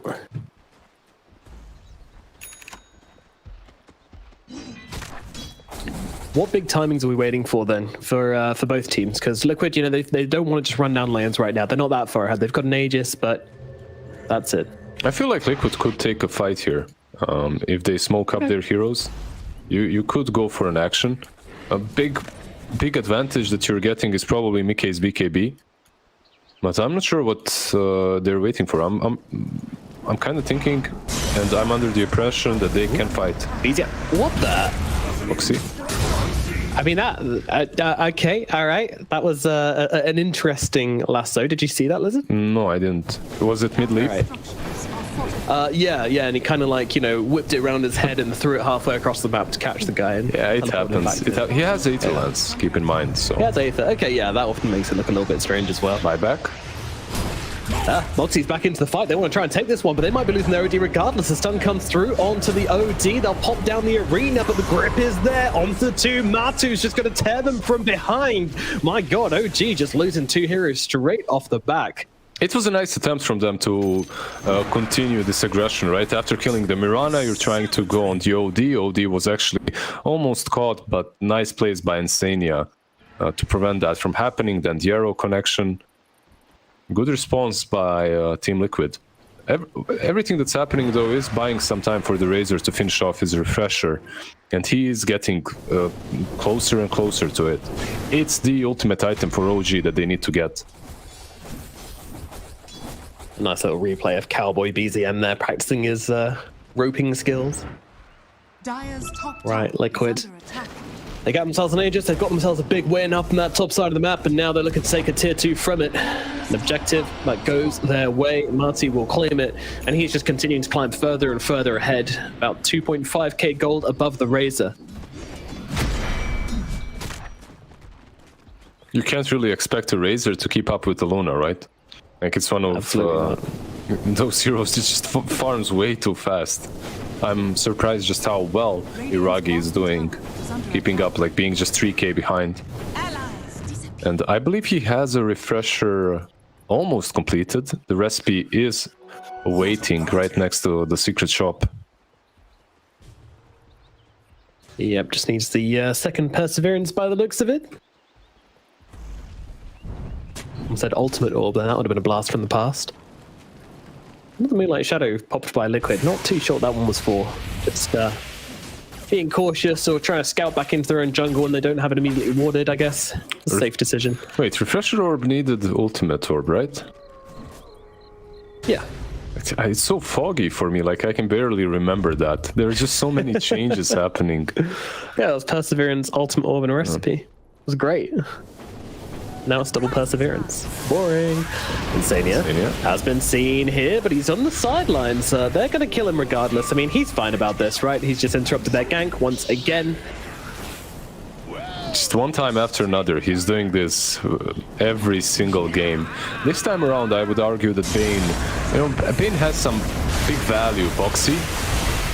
Yeah, they found the +1 again here. Boxy just can't seem to get away from Cowboy BZM here as he takes down another. And now instantly to the bottom lane. He actually cancels the TP, alright. He was scouted out by the siege creep. And they do see where Mickey is. Yeah, Tiger trying to follow him, but struggling to keep up. I'm just... Mickey? He's caught. There we go. You know, yeah, Tiger getting on top of his teammate. Oh, misses the stun. That's not good. And now Mickey's just going to turn around and tear him up. Meanwhile, Zaya's on top of BZM. He's got the BKB, but the stun's coming out from the Spirit Breaker. That doesn't really matter. Now comes the arena from... Oh, they knock him out, though. They knock him out with the Molotov.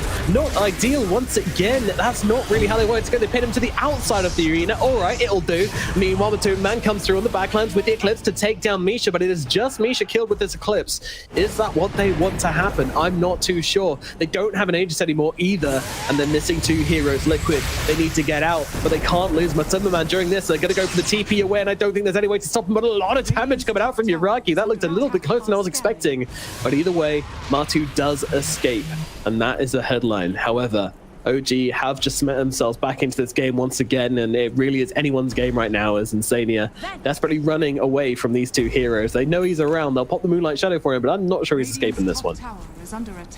Well, it looks like you're a little bit wrong. He does manage to get out on the Bane. I'm very wrong. You can just say it. Just a little bit. But I'm just not aware what's happening to Liquid. Like, they had this game firmly in control, and the way that OG is moving, the way that OG is separating them across the map, they're just making these small little pickoffs, like Mirana Boxy. He's been caught a little bit too much, right? And instead of Liquid being this one formation that moves together, takes objectives, makes moves with smokes, they're just never doing that. They're just waiting and waiting and waiting for their cores to farm up, which they arguably are doing. Luna almost has Daedalus. OD is getting bigger and bigger because of the Midas. So the game plan is probably to delay the game. Well, they're going to see Uragi here. The charge is out. The BKB is also being popped by just about everyone here as they gang up onto the Razor, and I don't think Uragi's escaping from this one. Too much damage. Amar trying his best to help him out, but is not able to do so. Now the arena comes down. Spear's going to connect on to the Spirit Breaker as they control him up for now, but not doing enough damage. Zai, he is eventually getting low, but they're also going to get the return kill onto the Mars. Boxy dead on the front line. Zai back on the deadlines. Meanwhile, they'll look over towards the Timberman here, but they've got the grip from Insania on the side. They will interrupt it with a nice ice path, but it's not enough actually, as Matumbaman's the one who falls instead. They're underestimating them just a little bit, but they will turn around and get the kill onto Misha, and it is OG who end up falling in this fight, but still a very messy fight across the board. I mean, look at that gold change. Nobody won. Nobody won this fight. BZM kind of feels like a victor, I would say. Like, he is... Oh, well, maybe... the OD does. Maybe not for long. Go BKB. Nope. No, he does not. 20 seconds left on that one. Oh yeah, Insania. Give him a... Get him, boy. Oh, the sleep. They messed it up a little bit. Mickey took it away from Insania. He can still catch BZM though. And they get the kill. Dagger. 862 gold going for OD. That's a 9x kill streak. And Mickey is the winner of that team fight. That's what we are now saying. He gets the prize in the end. Yeah. His prize is a chance to quiver, which he doesn't want and sends back to base. Interesting. He's prioritizing the ceremonial robe. Yeah, it's pretty nice because of the mana, right? Like, you get a ton of extra mana for Sanity's Eclipse as well. Understandable. Meanwhile, Luna or Mirana can use it, I believe. Is anyone using it? No one is actually using it. Okay. Interesting. Quiver, for me, is a pretty neat item, but they have better. Once again, another invis popped from Boxy as Amar jumps in, but he's going to miss the spear, unfortunately. Still trapped inside the arena, though. They should get the kill onto Fane regardless. However, Roshan's already gone down. Martu's going to claim the Aegis and now comes running out of the pit towards the direction of OG. Martu wants to fight this one. Eclipse comes down. BKBs are out from Amar, but they don't have one on Uragi, and Uragi just gets torn apart. TP out from Amar. Is he going to make it? No, he's not. Interrupted by the OD as they'll tear Misha apart. And OG, they collapse once more, and I think Liquid have just put themselves in a very good spot for this game. BZM does find the haste, and he did kill off the creep wave on the mid lane. Siege creep is still alive. So Matu should be able to take down the tier 2, accompanied by the siege creep. I'm not sure, but Uragi now 2 fights in a row is a little bit too slow on the BKB trigger. Like, he doesn't cast that BKB, he doesn't use it, and because of that he just falls way too fast. Like, he has a refresher as well, he could use it twice. Didn't happen. Didn't happen. BZM, he's going for a very aggressive player on some Matumbaman, and I think they're going to be able to take his Aegis. Man, Lasso, what an ability. Zai, ready to support his Luna, ready to help him out should he need it. I mean, definitely looks like it. He's just... Wait, what? He's just gone. He had no BKB for 10 more seconds. BZM is just out of this world, man. This guy is... And Bojidar is owning at the moment. God's gift, baby. God's gift. Wow. Insania. He can't catch him. There is a charge on BZM, but...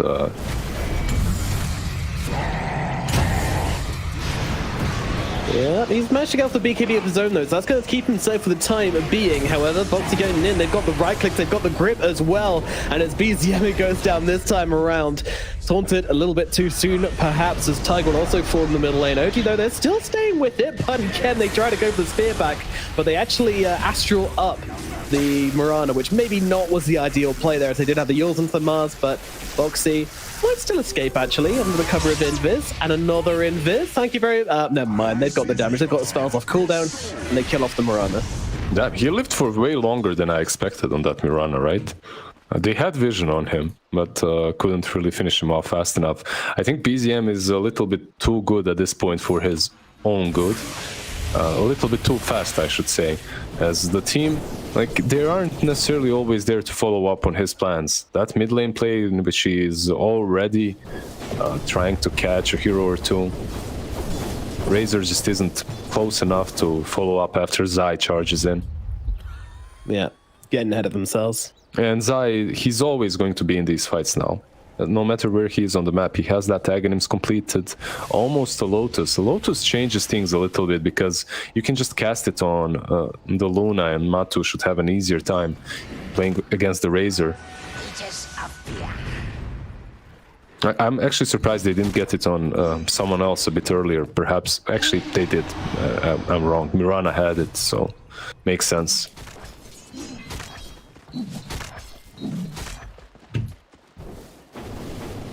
The Liquid do regain their net worth advantage after these couple of fights here. A bit of a blunder with the Aegis, but they've managed to recover somewhat with that kill onto BZM. I still feel like Liquid so far looked stronger in team fights. I feel that OD is scarier than the Bat or the Razor. But if OG execute properly, they can definitely take the fight. Yeah, for sure. I have no doubts. All eyes on Razor and to see the BKB plus refresher usage. Yes, if he can actually survive through the first 2 seconds of the team fight, then OG actually stand a chance. But obviously, if they get on top of him once again and just prevent him from doing anything, then that is most of their net worth just thrown out the window. When you already have a 12k net worth advantage, that does not feel good. Nice smoke up happening from OG. And they kind of circled where they thought that Liquid is, and they were right, but by the time they get there, Liquid is far gone. Yeah, they dodge it out.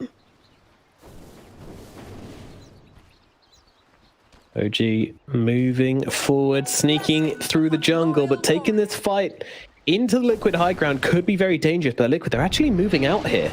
They've given up the high ground to the side of OG, which could be costly as they get the lasso out onto the OD. Can they take him down in time? The Lotus Orb is there, but it will not be enough to keep Mickey alive. Another look for more. They've got the spear out onto the Luna. Can they bring the Luna down? It's a question. She gets off her own BKB, and they've got the grip out onto the Razor. Razor in trouble. Someone interrupt this man, but no one is stopping Insania from getting off that full duration grip as they now take down Tiger. Ahmad's gone too. The Batrider stunned up in the backlines. BZM has no way out of this one. The Yules will connect, and the Bat shall fall eventually. Insania wants to do it by his own hand. Nigma on the back. Misha's gone as well. Wow, it looked like OG. It looked like it was all them as they take down Mickey to start off that fight, but Liquid come back in a huge way. Yeah, it looked really good. They take down OD instantly. But you just don't have the survivability to just survive what Luna is dishing out your way, right? There's just so much damage coming from the Daedalus. Insania, again, being in the right position, managing to, I believe the grip was on the Razor, right? Like, he controlled him for the full duration of that grip. Even though he was in the arena, Luna doesn't care. It popped that BKB, went straight inside with the Eclipse.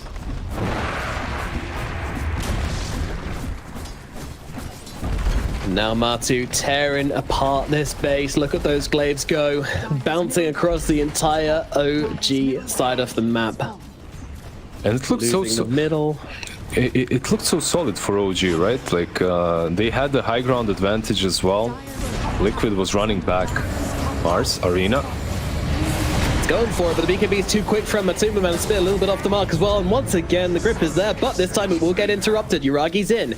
He's looking for a target. They want to keep these barracks alive. They don't need to wait for their Batrider, they've decided.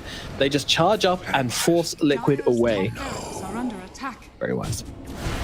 But that's a buyback on who? Taiga? That's pretty much the only one. But also some BKBs used, right? On both sides.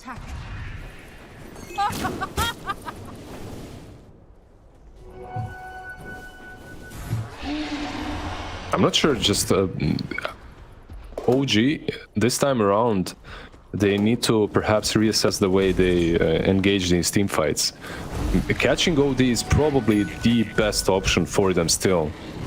Just the follow-up afterwards needs to be somehow different. Maybe once the next assassin gets that Aghanims, the fights become a little bit easier, but I don't truly see a big item that changes things. I think they just need to get some vision down on Insania. I mean, he's the one who's stopping this Razor doing anything inside these fights. They need to get control of Insania. Yeah, that's actually a really good point. Taiga perhaps with the Yules or Impale. Actually getting bonked here by Zai. They'll start this soft engage on side. Oh, quick BKB. Oh, the BKB had something to the Batrider though. The Batrider's gone. 90 seconds, no buyback at the grip once again onto the Razor. Insania GG. uncontrolled once more, and they will call it. GG is called from OG. We're going to a game 3. My goodness. Yeah, once again, we're seeing, like in this game, White Bane is so highly contested. This is a hero by, just keep in mind that this is a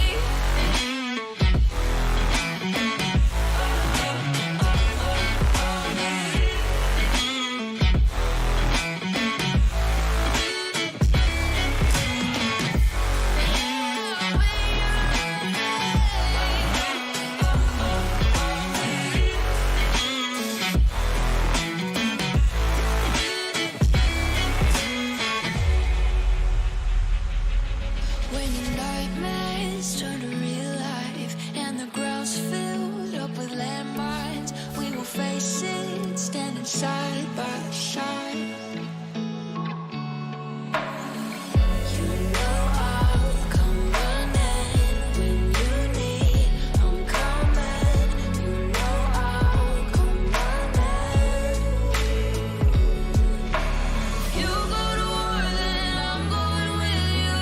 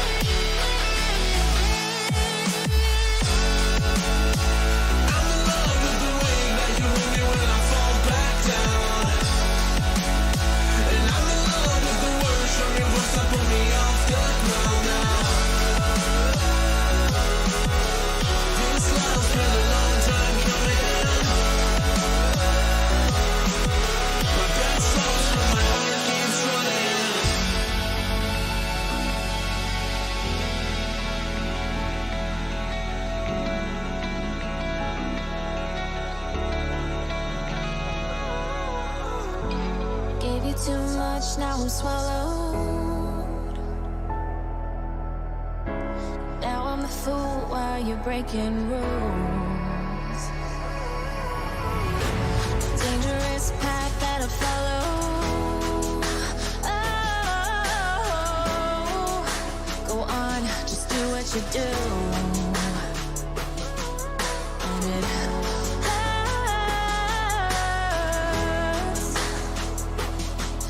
as I bleed for you, cry for you. The script, and then you have no save for him anymore. So yeah, maybe too over eager there going on the Luna, but I mean, you can't really blame him, right? He gets a spear on the Luna like right after killing an OD. It's like you're gonna go for that. Yeah, they just forgot about the Bane grip. They're like, Razor was probably like, I'm grip guys, I'm grip guys, I'm grip guys, and like his teammates are all pinging a cooldown. We have this Razor who's not like, he's slightly underfarmed, and then he's playing into like two major damage dealers in OD and Luna, right? And he's kind of alone because Mars, you know, normally Amar gets so much farm, but this game he was playing as the tri lane and is kind of playing more of a supportish offlane style this game. So he's kind of It's tough because usually Mars, like, he just activates Bulwark and he tanks for your carry or whoever, right? But against an OD, it doesn't really work. Yeah, he just pure damages you down so fast. I mean, OD is definitely kind of ridiculous. Like, also the fact that we talked about it during the game, how OD just kills Roshan in like 5 seconds at like 15 minutes. Clubs Roshan with his orb like 6 times and it dies. Nice. Oh, what is this? Why does this work on Roche? Or at least like nerf it to 25% damage or something, right? Because that just looks so stupid. It feels like the Luna as well. We've had 2 dominant Luna performances in a row now. It feels like if you just give her just a tiny amount of space, you take so much advantage of it. At this point, are these teams maybe going to think about banning the Luna for the next game? Because it does feel scary if you're not able to shut it down. It's like if Luna is allowed to just hit creeps freely, she just farms faster than any other hero in the game. It feels like there might be a couple that can match it, but it just goes so fast. And it's about like how big is the map for the Luna, right? If the map is kind of small or like 50-50, if there's no creeps for Luna to hit, then she doesn't farm. But if she just has all this space on the map to just run around and kill creeps over and over and over again, she just gets this alchemist type of net worth so fast. So yeah, I mean, the hero is, I mean, it might be one of the most solid carries in the patch right now, right? That's why we see it so much. Well, let's see if it's going to be contested in this elimination game 3 as we move straight into a draft here with the Nyx Assassin and Razor already picked up by OG, going with the same 1-2 punch before, and Team Liquid once again taking that Luna. Will it be victorious again? And the IO. Talk me through these opening picks, Black. Well, in the last game, I thought like Razor Nyx was actually like super planned out and everything. But it looks like it's just their go-to heroes to not get countered by Quap. They picked... Wait, so Liquid at first picked Io, so they picked the Luna into the Razor again. I guess like if it worked out so well last game, then why not? I mean, it also felt like the Luna, when she gets these damage items, right? Like first of all, she has the whole magic damage aspect. So if Razor's not BKB, you can kill the Razor. And then later on, when you get the Daedalus, Skadi type of stuff, you actually can just man fight, right? Because Razor needs... Nowadays, Razors buy BKB, Fresher, and that's a lot of gold invested into no armor items, right? And Luna does farm faster than Razor, so I can understand why they like it. It makes sense. It's just if you ever fall into like a 50-50 sort of game, Luna is really going to suffer against this like Refresher Razor. Yeah, I mean, you can definitely go both ways. Like Razor was on the farm. You don't want to ever have her go there, right? If you're Liquid, you're playing to be ahead. Yeah, with this draft. What other heroes are they going to look to pick to help them play to be ahead? Well, not Spirit Breaker for sure. It was a major factor for last game's pickups on the Razor. Like he just was too fast, and Razor couldn't react with BKB. But this game, like what's an offlane that could achieve something similar? There aren't many, if any, really. It was the Breaker in the mid game, but it was also just the whole setup of lanes, right? With the Bane, Luna. Yeah. Now you have Io Luna. You're not gonna necessarily go trial and aggro with Luna. Like they're not gonna get caught into the same kind of awkward lane setup this game. which means Razor might end up having a better game. It's interesting looking at the OG bans there of Beastmaster, Spirit Breaker, Bane, and Magnus. We've not seen a lot of Magnus this tournament, but they're just pretty much blocking that BKB big lockdown, aren't they? That seems like it. Yeah, I mean, it just emphasizes the Razor's item build, right? Like BKB Refresher, he just doesn't want to get interrupted at all during the BKB and just run into Luna. Yeah, the mag ban is interesting. Are they going to ban Nigma as well? Maybe they should. The mag ban is really weird, I gotta admit. Yeah, it is kind of Luna mag isn't terrible, but it's not great. And Razor against mag is terrible for Magnus. I would be surprised if there was if they randomly pulled out a mag this game, you know, Liquid. That's why it's kind of a random ban, but it kind of makes sense, like you said, that the piercing BKB disable, then Luna can just right click. What do you think about the lane is terrible, but like Slaughter against Razor? I always thought it's super good, just because they just don't build armor items anymore. And even if they do, they still die super fast. I mean, the amp of Slaughter in theory is so strong, right? But I don't know, the hero is just so underwhelming, right?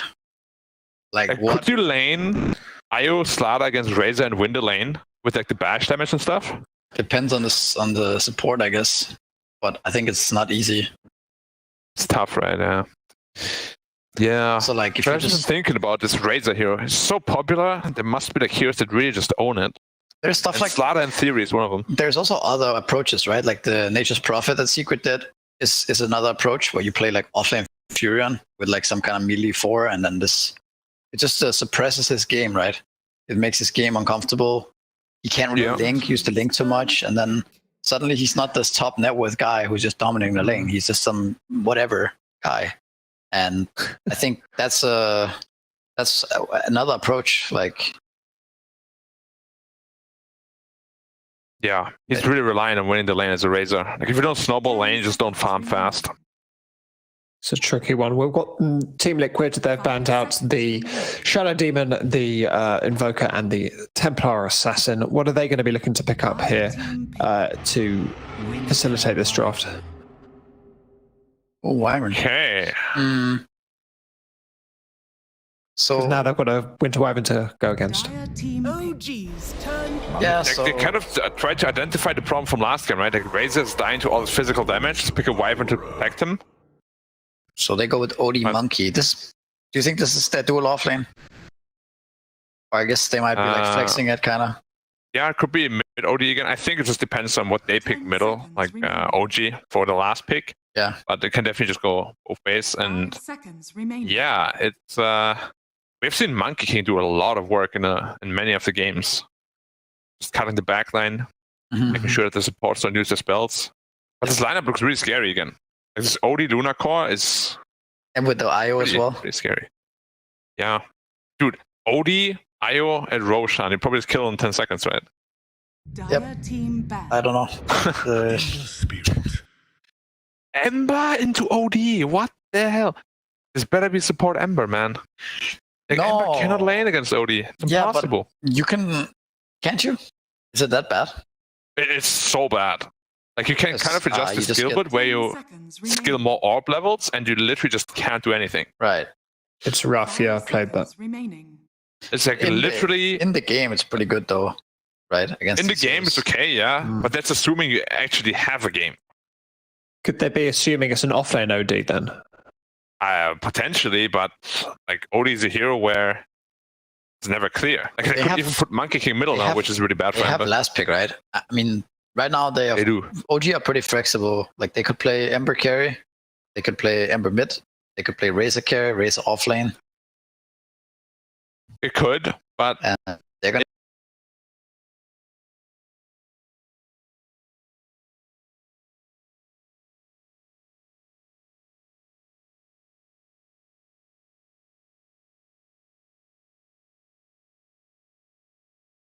OG's turn to ban.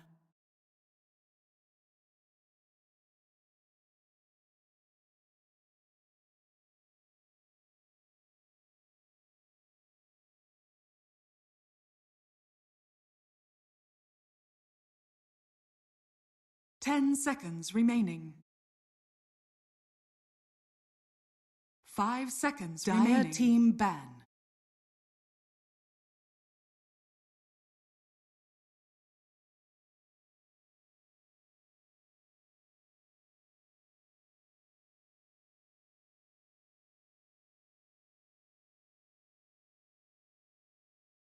Ten seconds remaining. 5 seconds remaining.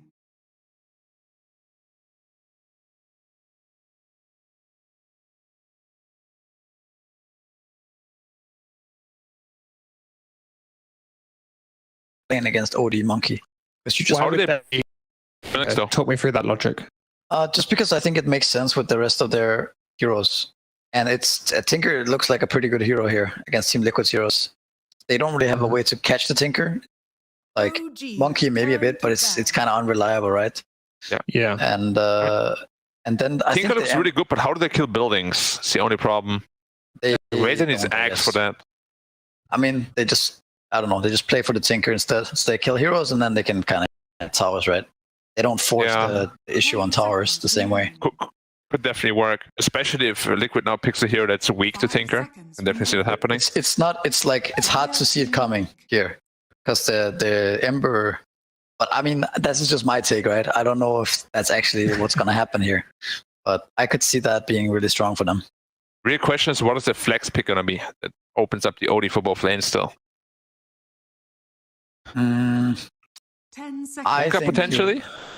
I think you just pick a mid hero with some catch if you're Liquid, because I don't think you have enough catch to play this game against Ember. Which mid heroes of catch do you like? So, what's bad here? Bad Puck, Invoker. Well, Quap. The Quap. So it's just like we were talking about the Quap being good against the Razor, but the Nyx stopping that. Do you still like it, Black? I think it's an offlane Quap and a mid OD. I still quite like it, just to match up against the Razor. It's going to make his lane feel a little bit uncomfortable, right? Like Monkey Quap is not a weak lane either. They're a little bit lighter on stuns though. Like Monkey King and Beam are the only stuns. Like Quap is kind of like this Rave King offlane. It gives you like teamfight damage, but not real like teamfight control. Yeah, it's like pretty selfish, right? Like a selfish offlaner. Lynx. Oh geez. Okay, it's the offlane Razor. Wow. Well, it's might actually turn out pretty fine for OG, right? Considering who's playing what here. Vincere is going offlane into the Clinks, and then Ember vs Quap is maybe a bit Quap favorite, but like Ember definitely gets a game there. And it's a good Ember game. Do you think the Clinks forced them to adjust the lanes like they did? Because they definitely wanted the Quap offlane against the Razor, right? I don't think so. I think they just picked Quap mid. They picked pretty fast. I don't think they thought about that. I don't think they got debated like that. I'm pretty sure that they expected there was going to be some kind of shenanigans with the Ember Razor, because they know that Amara plays Razor, right? Yeah, fair enough. It's just like Ember against Quap can go pretty poorly for Quap if you misplay a little bit, because you just spam the annoying slide. And you're playing against the Nyx too. Potentially turn out to be a little bit disastrous for him. I think this time around I like OD's draft a little bit better, I admit. What do you feel the Liquid need to do then, if you like OG's draft, then to overcome it? Well, I think in theory Luna IO beats Razor offlane still quite easily, because you have the Luna Blessing. The damage drain doesn't really do a whole lot, plus the attack speed bonus, and they just need to snowball the Luna, because a really fat Luna is just going to this game. They have no way to stop him. The thing is that the Nyx can play a role in that lane too, right? Like you link the Luna when the Wisp and Luna is together, and then the Nyx is kind of there to stun in case the Wisp and the Luna turns on them, so that the link channels up. I don't know. I don't really understand Clinks that well. Last time we saw it, he was just kind of farming forever, and then he still ended up doing a lot of damage later on. And it looked pretty good. That's what he does now. You build Maelstrom, you just farm stacks forever, and they just become this like hard carry. Fair enough. Well, Misery doesn't understand OG's Clinks, but can it skeleton walk them into the next round, or will Insania's Wisp relocate them out of the tournament? We're going to hand over to Nomad and Lizard to talk us through this exciting elimination match. That's right, Dan. It is indeed the Game 3. You lucky, lucky folks. We get to find one more match between these two teams, find out who's going to be eliminated from the OGA Dota pit and who's going to move on in this lower bracket. Lizard, what are your thoughts on the draft before we get into this game? Some pretty solid drafts again from both of these teams. I feel that it is on Liquid once again to protect the OD, to make sure that he has a decent game, because he can create the majority of the space for you by pressuring the bottom tier 1 tower, then rotating mid with the Queen of Pain. Then you have some plays with Astral Imprisonment into Relocate. I like Liquid's draft. On the other hand, when you look at OG Clinks, this is going to be an easy lane for him. Like, yeah, you see what happened right here? I feel like that might pretty much show us what might happen in the laning stage afterwards. Boxy? Yeah, they're returning Fire here on OG. Boxy's now the one taking hits. He's going for the TP out. If this doesn't work out, it could be costly, and it doesn't. Misha gets a kill. Boxy goes down and has no way back to lane. Okay, never mind. Thought that Monkey King and OD might be able to pressure the Clinks quite easily. Right, they can get on top of him, carry a dust or two, and perhaps make some kills. But now, with the first blood going Misha's way, this lane becomes a bit harder for Zai. And Monkey King is actually running top. Right, so he wants to start off up in the top lane. Of course, a good hero to get first blooded if ever there was one, because you can turn into a courier and go pretty quickly. It's a small kind of mercy. Do you like Zai's item build? I haven't seen it. Because he had nothing. Like, budget build. Still getting some amount of damage from Matu, but now getting turned upon as the monkey arrives to the top lane. I don't think they're ready for this on the side of OG. Amar in some trouble. He's going to turn around and get the last hit before he himself gets last hitted by Matumba Man. The Tiger on the run as well. Boxy chasing, gets on top, locks him up. Tiger will make a path for himself with that impale and move combo. However, so Boxy, he's got the jump forward. I don't think he's got the damage though, and Tiger will just about survive this one. So nice little play. Nice little play from the Monkey King, from Boxy going top. Meanwhile, Zai on the bottom lane, he didn't buy a single item as the starter. Instead, he waited and he went instantly into a Ring of Health. So, Clinks and the Winter Wyvern can't really zone him out. That is hilarious. That's such a Zai thing to do, isn't it? Yeah, he just does things a little bit differently. He pushes it all to the limit. I mean, it was only a matter of time, right? Because it's been a while since we've seen pro players generally turn up to lanes without much regen on their cores. And Zai just takes that idea and takes it one step further.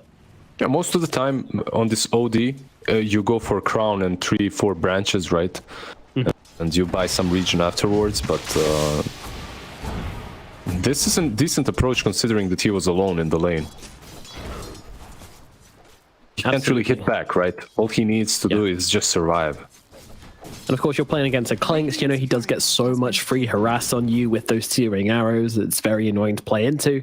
And you do often end up just slowly bleeding away health, but that Ring of Health is going to help out so much against that in the early levels. Yeah, Zai getting some 2 creep waves under his tower now. Even though he's not getting the last hits, he's getting like every second one and a decent chunk of experience. They found one courier at bottom, and I think they're about to find a second using this Observer Ward. Boxy, he's already running over. They're moving it back. They're moving. Nope. They heard you. They heard you. Oh, still dead though. Didn't hear me soon enough. Misha's courier is going to fall as well. Boxy finds it. The courier hunter on the run. This would be much worse if they could actually pressure the lane. And if Clinks and Wyvern were struggling to get regen, right? But because they're not really pressuring at the moment, it doesn't matter that they don't have regen. Very aggressive on mid. BZM's going to draw a kill. Damn. Wow. That does not happen often, especially onto Mickey. Radiant's middle tower. That's a tip as well. Respect tip from Mickey onto BZM. He says, hey, you know what? Yep. You know what? I respect it. I think he dodged something there with Sleight of Fist, maybe. Just sure. BZM is playing out of this world, like in the first game as well, and now in the second. Will not get the rune though. Boxy TP'd in, prevented him from it. Boxy is making a lot of work with his movements. Like, he got that kill on top lane, secured 2 runes. Yeah, once again. Ooh. Chain's actually landing onto him there for a second. Meanwhile, taking some of Martu's damage here. BZM's turning around onto Boxy here once again, trying with the aggressive plays, and he gets a kill for a second time, but Mickey has moved over, and this may be the end of BZM. BZM has the chains. He's trying to play around here, but he's only got 2 trees, but look at the jukes coming out. Oh my goodness. Mickey? He completely destroys Mickey with these jukes. BZM now getting healed up by Misha, who comes across. Mickey, he wants this kill so badly, but I don't think he's going to get it anymore. Insane level of jukes from BZM. What was that? What a play. I can't, like, Mickey outplayed himself even though a little bit there, right? Like, he blinked thinking that BZM is running uphill, but instead he was just sticking around. And now he has the Remnant, he TP's back home, he's level 6, gets that bottle refill. That's a feels good man for the Ember Spirit. That is one of the best jukes I've seen in a very long time. That was incredible. Really nicely played. Boxy is caught down bottom. They cut the tree, but they don't really have the damage. Nah. A bit low on mana down that bottom lane as well. Tiger low on health up at top. Thanks to Insania. Whoa. What's going on? Liquid, go up here. They want to catch Yuragi. They've got the dust out onto him. They need a little bit more damage, but they will be able to track him through the trees and get the kill onto the Clinks. Yeah, I actually saw a very similar lane. I think it was identical. OD and Monkey King versus Clinks. And this is, once they get levels, this is how it goes. You just start pressuring the Clinks. He can't really react with anything. The Wyvern can't really help you out too much.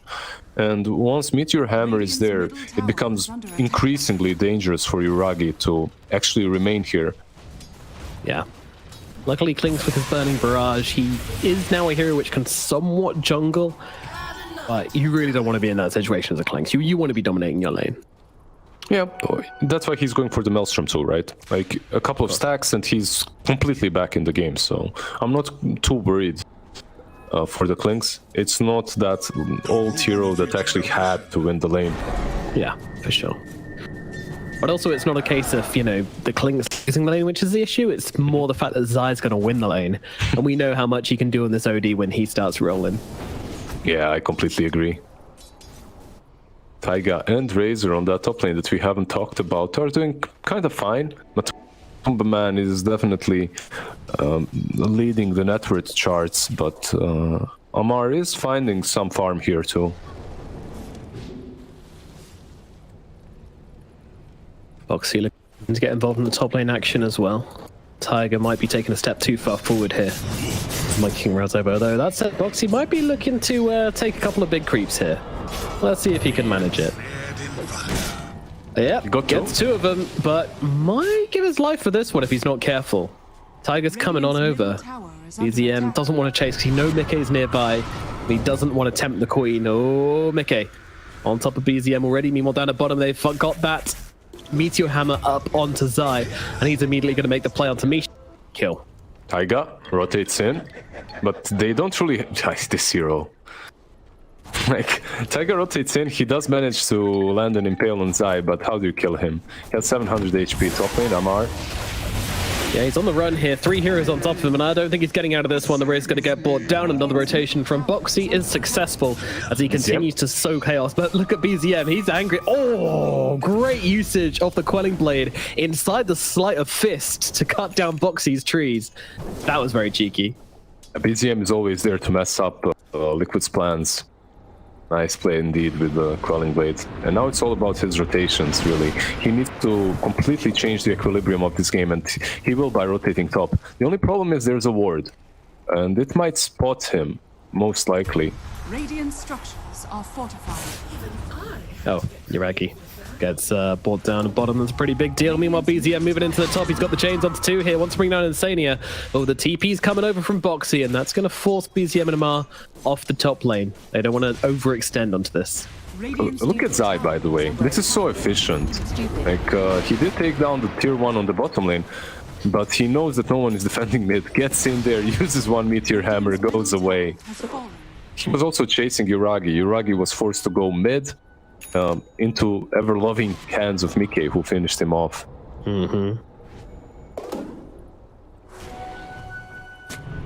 Another fantastic laning phase from Team Liquid here. They are absolutely smashing OG in the first 10 minutes of this game. Even though the scoreboard is kind of similar, right? 4-5, they are 3k ahead on the side of Liquid. And that's mostly because Klinks cannot really find his place on the map. He just got level 6 as well. And the true power of Liquid is just about to actually be unlocked as Wisp gets level 6. Once that is available, then the true Astral Imprisonment into Relocate into Meteor Hammer comes. Yeah, that's not a combo anyone wants to play into. That's going to be brutal. And despite BZM's outplays in the middle lane, Mickey still has the advantage on him. He has just been laning a little bit more efficiently. And of course, with that help coming in from Boxy, Mickey is able to get a significant lead on the Ember at the middle lane. Top tower is under attack. Big difference is, right, Matumba Man is not shoved away from the top lane. He's still there. He's farming every time the lane is pushed in, and he's not really afraid as he has that relocate for him. Meanwhile, Klinks is just struggling. He's just trying to find his place somewhere. Bottom. The reload's there, but there's TP's coming out from OG as well. They don't want to let this one go for free, and they will try and fight this. Zai's the one who's getting low first off, gets off the Santi's Eclipse before he goes down, which takes down Tiger, but Zai will lose his life. And now BZM turning around, trying to fight in Matu. Insania, he's still got the talent to take him back, but he doesn't come there in time because Matu stays to fight, but Misha brings him down regardless. But now Boxy comes sliding in from the side to take down the Wyvern to get some revenge. Not a terrible fight from OG, honestly. They take down two big cores there as both Matu and Zai fall. They do lose 3 on the side of OG. Yeah, they lose 3, but they also take down the tower, right? 1 more gold on the side of OG, actually. 683 versus 682, so dominant win from OG.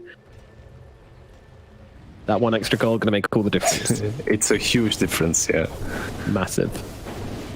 But it's still a pretty nice reaction from OG, considering Zai used the imprisonment into the relocate. It's all that Liquid have been waiting for, and OG kind of reacted fairly well. Nice Misha ultimate there in the end to make sure that Luna falls.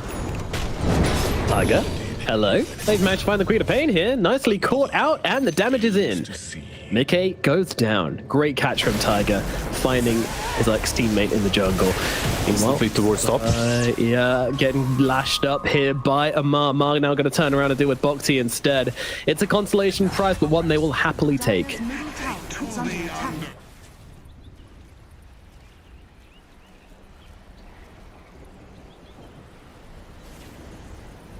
You can see that they're moving all 5 heroes towards top lane. Well, 4.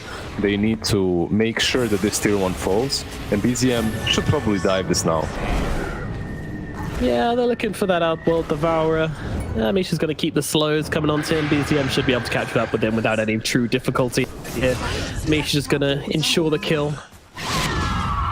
Taking that kill and taking this tier 1 is long overdue. It's 13 minutes into the game. You know that Io and Luna are just farming away. They have the complete map free for themselves.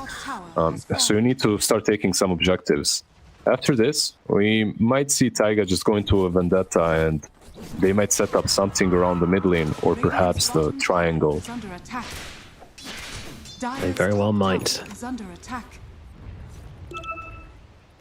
OG battling their way back into this game to make things just a little bit more even.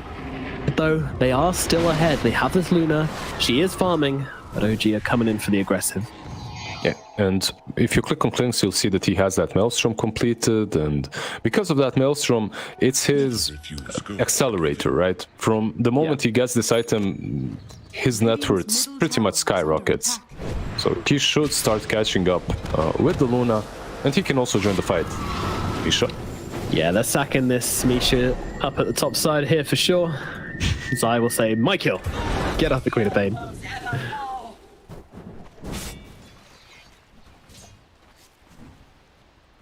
Kill secured with the Astral.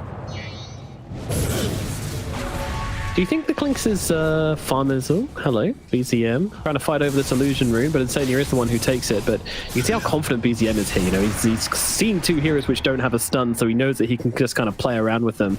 Mickey does come across, but...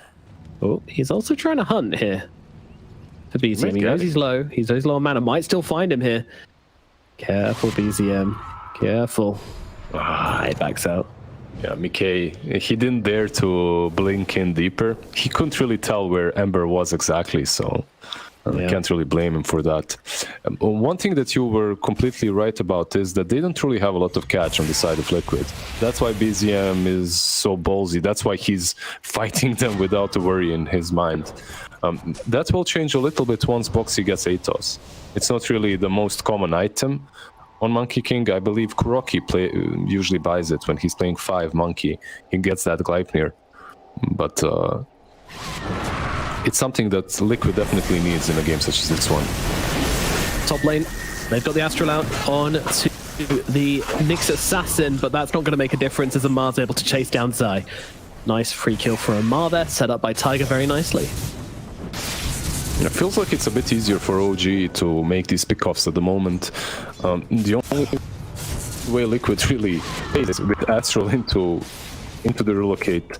They don't truly dish out enough damage, and they don't truly have enough catch in any other way. There's a smoke. This one is probably to go for Wisp and Luna, perhaps ward up the triangle. Let's see where Misha goes. Radiant are scanning. It's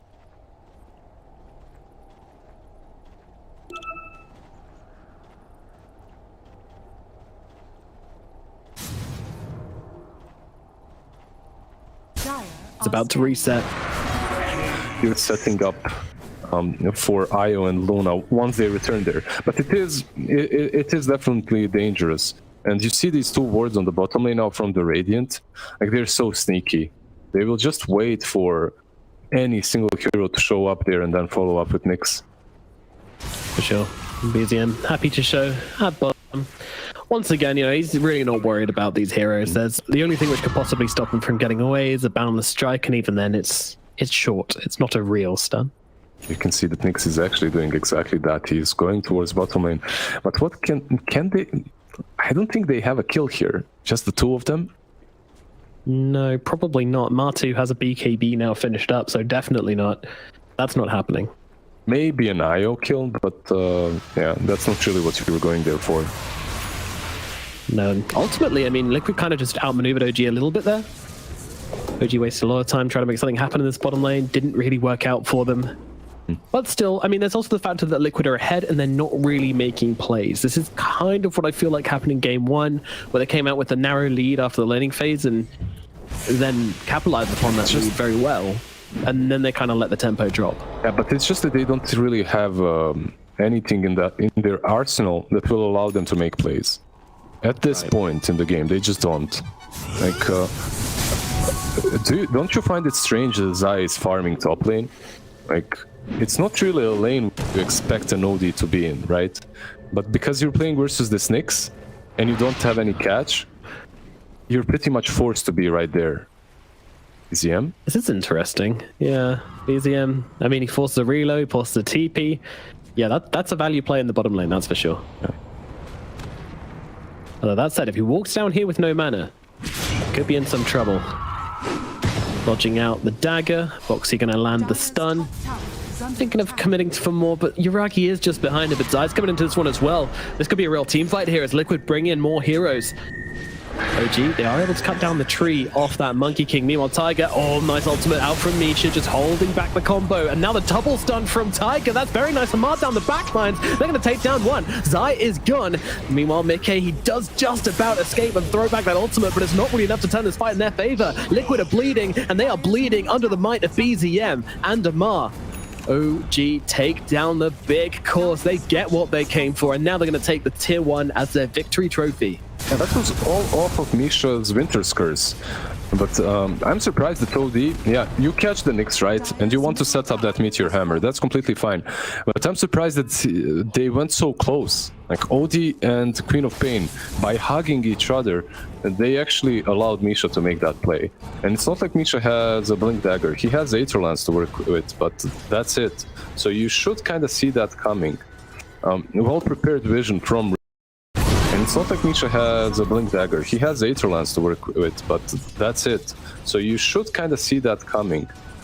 Well-prepared vision from Radiant, however, those 2 Observer wards around Drosh Pit, gave them that slight vision advantage. Allowed them to make all the plays. Yep. Don't forget, guys, hugging your bros is fine. Male showing emotion, it's fine. But not when there's a Winter Wyvern present. Very important. All distinction. This Blink. Yeah. Yes. This Blink Hammer, OD is a big threat. Also, why does BZM never seem to have mana? Where is he getting his mana from to make these plays? Yeah, I'm also noticing the same thing. Literally never has enough mana. He actually... Does he have a Remnant away? Okay, he TP's out. Lunatic. Absolute lunatic. Pleasure to watch, though. Just constantly living life on the edge for... I mean, good reason. He's drawing heroes bottom. I mean, maybe it's literally as big brain as, hey, if they see me no mana at bottom, they'll bring heroes down to try and kill me. I don't know. Either way, it does seem to be working, and now it's got its BKB finished up, even harder to kill. The limited lockdown they have is now pretty much insignificant. BZM can be wherever he wants on this map at any given time. They're just playing this game extremely well, and they're reading the fact that there's no catch Taiga. He might die here. Down. I think you might be right. And I think they might have found a +1 as well in Amar, although he's got the BKB, so maybe not, but still. A charge wasted, and in this game, wasted BKB charges are actually a pretty big deal for Liquid, I would say. Yeah, it's a pretty solid play from Liquid. Very fortunate for them to run into Taiga, catch him, kill him off, and also force that BKB. I feel like these sort of plays are all that Liquid can hope for at the moment until they get some bonus catch. They need the Atos on the Monkey King, and maybe a Hex on the OD. I'm actually very interested in seeing what Zaya queues up next. That Hex for me would be brilliant on the OD. Yeah, but this is, you know, when you're like, maybe you should go Hex, he's already thought about like Hex, and then he's thought about another item, and then he's changed his mind again, and then suddenly he's queuing up like a Dagon 5, and you're just like, oh, okay. Yeah, he's like 3 steps ahead. Exactly.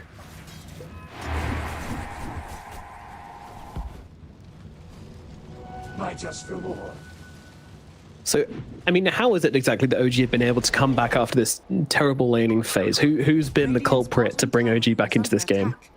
It's really the draft of Liquid, I would say. They are just, yeah, they're just struggling at catching targets. That's their biggest issue. All they have is Astral into a Meteor Hammer, and it just isn't enough for these heroes that they're playing against. If you look at OG, they're always kind of sticking at least in 2 pairs, so that they can save each other in case of that Meteor Hammer. And OD Zai, he's a bit deep here. Yeah, no Blink Dagger, but... sorry, no BKB, but he's definitely got the Blink Dagger there to get himself away. And the relocate? Yeah, nice play. There we go. Thanks, buddy. Good old Insania. Instant another smoke, though. Ooh, so they've placed the wards down. OG read this, and now they're going to try and sneaky this one out as Tiger ward in the back. They want this IO kill, but actually I think they're baiting for more than anything. They will settle for the IO in the end. Cute idea, though. Yeah, it was cute with the imprisonment, right? Like, they tried to hide the IO relocate, but OG didn't fall for it. I was like, wait, did he do the Alliance TP thing? Who was it? Aki or EGM, he used to TP after the relocate back in the day. Oh yeah, that was EGM, I think. He could do it with a tick, like literally pitch perfect. I remember after seeing that, and I tried it like 20 times on my IO. Didn't manage it once, unfortunately. I tried it on my Bosnian internet, where I had like 200 ping in every game that I played. A lot of success, 100%. I'm sure. Back in your rank 1 days. Naughty Monkey King kill up in the top lane for OG. Not a massive deal. It's only a pos 4 monkey. Still, they'll take it. And again, That's allowed them to go into the pit, right? And this Roshan, it doesn't look like it's going to be contested at all by Liquid. They're just happy farming away. it's kind of been the title of the game, hasn't it? Liquid's just happy farming. Pretty much the same case was in the second match, right, with the Luna. They're just waiting for their timings. And I've been in this situation exactly, and it feels so bad when you have an advantage, right? Like your laning stage goes well, but after the laning stage, they're just so elusive that you can't really catch a target. The only, like, usually the play is you just grouped up together and you go for objectives. But Liquid wasn't truly ready for that. Oh, lovely little regen rune. Lovely to find that after taking Roshan. Oh, hello. That mana burn does so much damage to Xayah, actually. Oh, and the rest of Liquid are coming in, though. They're looking to fight this one. Misha, though, he's going to turn around with a great ultimate on Sadowski just to hold them back, but he does have the Wukong, so he's actually not taking much damage from Matumba Man. Matumba Man now popping the BKB and the Eclipse, but Amar just comes forward with the BKB. It's a TP out from Matu, and he is going to make it out. Monkey King won't be so lucky as BZM gets a double. Insania, unfortunately, reloading back into the fight and getting taken out as well. It's going to be OG all over. It was Insania's attempt to relocate OD back out of the fight that actually killed him in the end. He tried to reload OD, and it was a millisecond away. He almost got him out, but OD just dies a little bit way too fast. And after that, you can't really fight. Nice break of the fight by Winter Byron as well, with the Winter's Curse and Cold Embrace. And Matu truly couldn't do anything else but BKB and TP away. He did use the Eclipse, but he's using it as Razor has his BKB going, right? So you're not truly dishing out any damage to the main target. Yeah. BK was not even joining, he was kind of... he was sitting on the high ground, scratching his head. Okay, goodbye, Tiger. Brave, but stupid. Nice kill. No hesitation from Mickey there, just immediately popping the Sonic Wave. Not even a chance for him to get the Spike Carapace off. Now we have BZM. BZM, though, he's got the Slider Fist. BKB has also been available this whole time as well. Meteor Hammer, just, you know. I was going to ignore that one, but yeah, that was ambitious. We'll see. Ambitious. And when you start, like my grandpa said, when you start things, finish them. And Zai is living by those words. If he's going to start that Meteor Hammer, I'm going to see it to the end. Oh. Yeah, Yuragi doesn't follow the same mantra. Definitely cancels that Burning Barrage before it gets too far into it. Boxy, meanwhile, taking some heavy hits, still get astraled up by Mr. Zai. Just some trades going here. Some pretty spicy trades, though. Yuragi very much on the front lines. This man is not scared. Liquid, they're doing the same thing that every team in this situation, Luna versus Razor, usually do. And that's you're waiting for your Daedalus, right? Once you get the Daedalus, it kind of doesn't matter if the Razor links up to you. It does, but it gives you that extra oomph that you have, that you can actually kill the Razor in the first few seconds. We've seen that in the last game as well, right? So they're not that far away from this big item. But this game, it is a big difference because the Razor is not in the 1 position, the Razor is in the 3 position. You have the secondary and tertiary threats in the Clinks and the Ember. That's actually a very good point. Like, this Clinks is kind of silent so far. They aren't truly addressing this threat at all. He's been farming away. As Liquid, they weren't able to catch anyone else, and the Clinks was usually the one furthest behind. Blessings upon a loyal warrior. Yeah, he's just farming, and this I've seen them play this Clinks many times, and this seems to be the way they utilize it. It doesn't have this huge, punchy impact into the fights. They're not really about this. This new OG, Amar's usually the one on the front lines. He's the one making the plays along with BZM, and they just want that damage. They want that security. They want that, knowing that they have that power behind them to take these fights. And they could take a fight very soon. There's an Aghanims completed on Ember Spirit, Refresher on Razor. Still have that Aegis to work with for like 30 more seconds. I think you do try and force it. Ember going in. Definitely is. BZM showing himself shoving away at Team Liquid. The stun's out on TI. This is the target you want going down here. Insania might just lose his life. They're going to try and pop the Eclipse to just save the IO. The Winter's Curse actually might not be helping. Oh, it's allowing him to steal all the damage from Matumba. Man, turn that cat into a kitty and then put it down. Now we go over towards Mickey. Mickey with a nice ulti along with Zai in the backlines here. That's a lot of damage coming down. Will they be able to follow up and take down these heroes? It's a question as BZM just tears them apart. He's doing so much damage. Matu is back and he's fighting back into all of them here. He needs to take down Ureki if he wants to make this buyback worth it, but Ureki's too damn fast on the clinks. They have got them rooted up on BZM. I think there's a lot of damage coming his way in just a second, and they will eliminate the Ember Spirit. But it cost them 3 huge buybacks from the side of Team Liquid here. Yeah, that's position 1 and position 2, right? That bought back both the Queen of Pain and Luna. You're not happy with this if you're Liquid. At least you put up a fight, right? You made a small comeback, you killed off the Ember and the Razor, but it didn't look great. This Aghanim on Ember is just allowing him to be such a nuisance. He catches them from such a distance. Just uses his Remnant, gets on top of the IO and Luna. The follow-up from Winter Wyvern was also great. And like usually when you're picking Wyvern back in the day, you would be afraid of Phaser, because if you cold embrace someone, he can just suck out all the damage, right? Same with Slark and whatnot. It kind of works if he's on your team as well, if you have that Razor. Winter's Curse into the static link and you just take all the damage, even though it wasn't that great as Luna had the Eclipse used prior to the Winter's Curse. Yeah, it's interesting. Now, Matu pops a BKB, but immediate Winter's Curse comes out from Misha once again, wasting the duration. And guess who's here? It's exactly what you were saying. Amar comes riding on into the team fight, whipping that Luna down. She's not doing anything in this engagement. In fact, she's going to lose her life. She's dead without buyback. Zai's gone as well. And they'll look over towards Boxy. Boxy's out of the equation. Mickey needs to get himself away from this one as Insania. He's going to be back in this one in a second, and I don't think he wants to be. Mickey just has to straight up leave. And it is going to be Insania just TPing back into his demise. But Omar's getting pretty low in the process. Got to get him away. And Insania will fall. And that is another huge fight going the way of OG. Maybe Barracks, maybe even more than that. Still 67 seconds until we're going to see that Luna's pretty face again. It's a bit too long. I think this is at least one side. OD and Monkey, even though they have buybacks, I don't think you use them here. You're 10 seconds away from being back up. Plus the glyph, this might not even be a full side. See, it should be. It's all 4 of them here. Smashing away at this tier 3 OG. They are taking the first Barracks off this game, and 1 Barracks closer to eliminating Team Liquid from tournament. This is huge.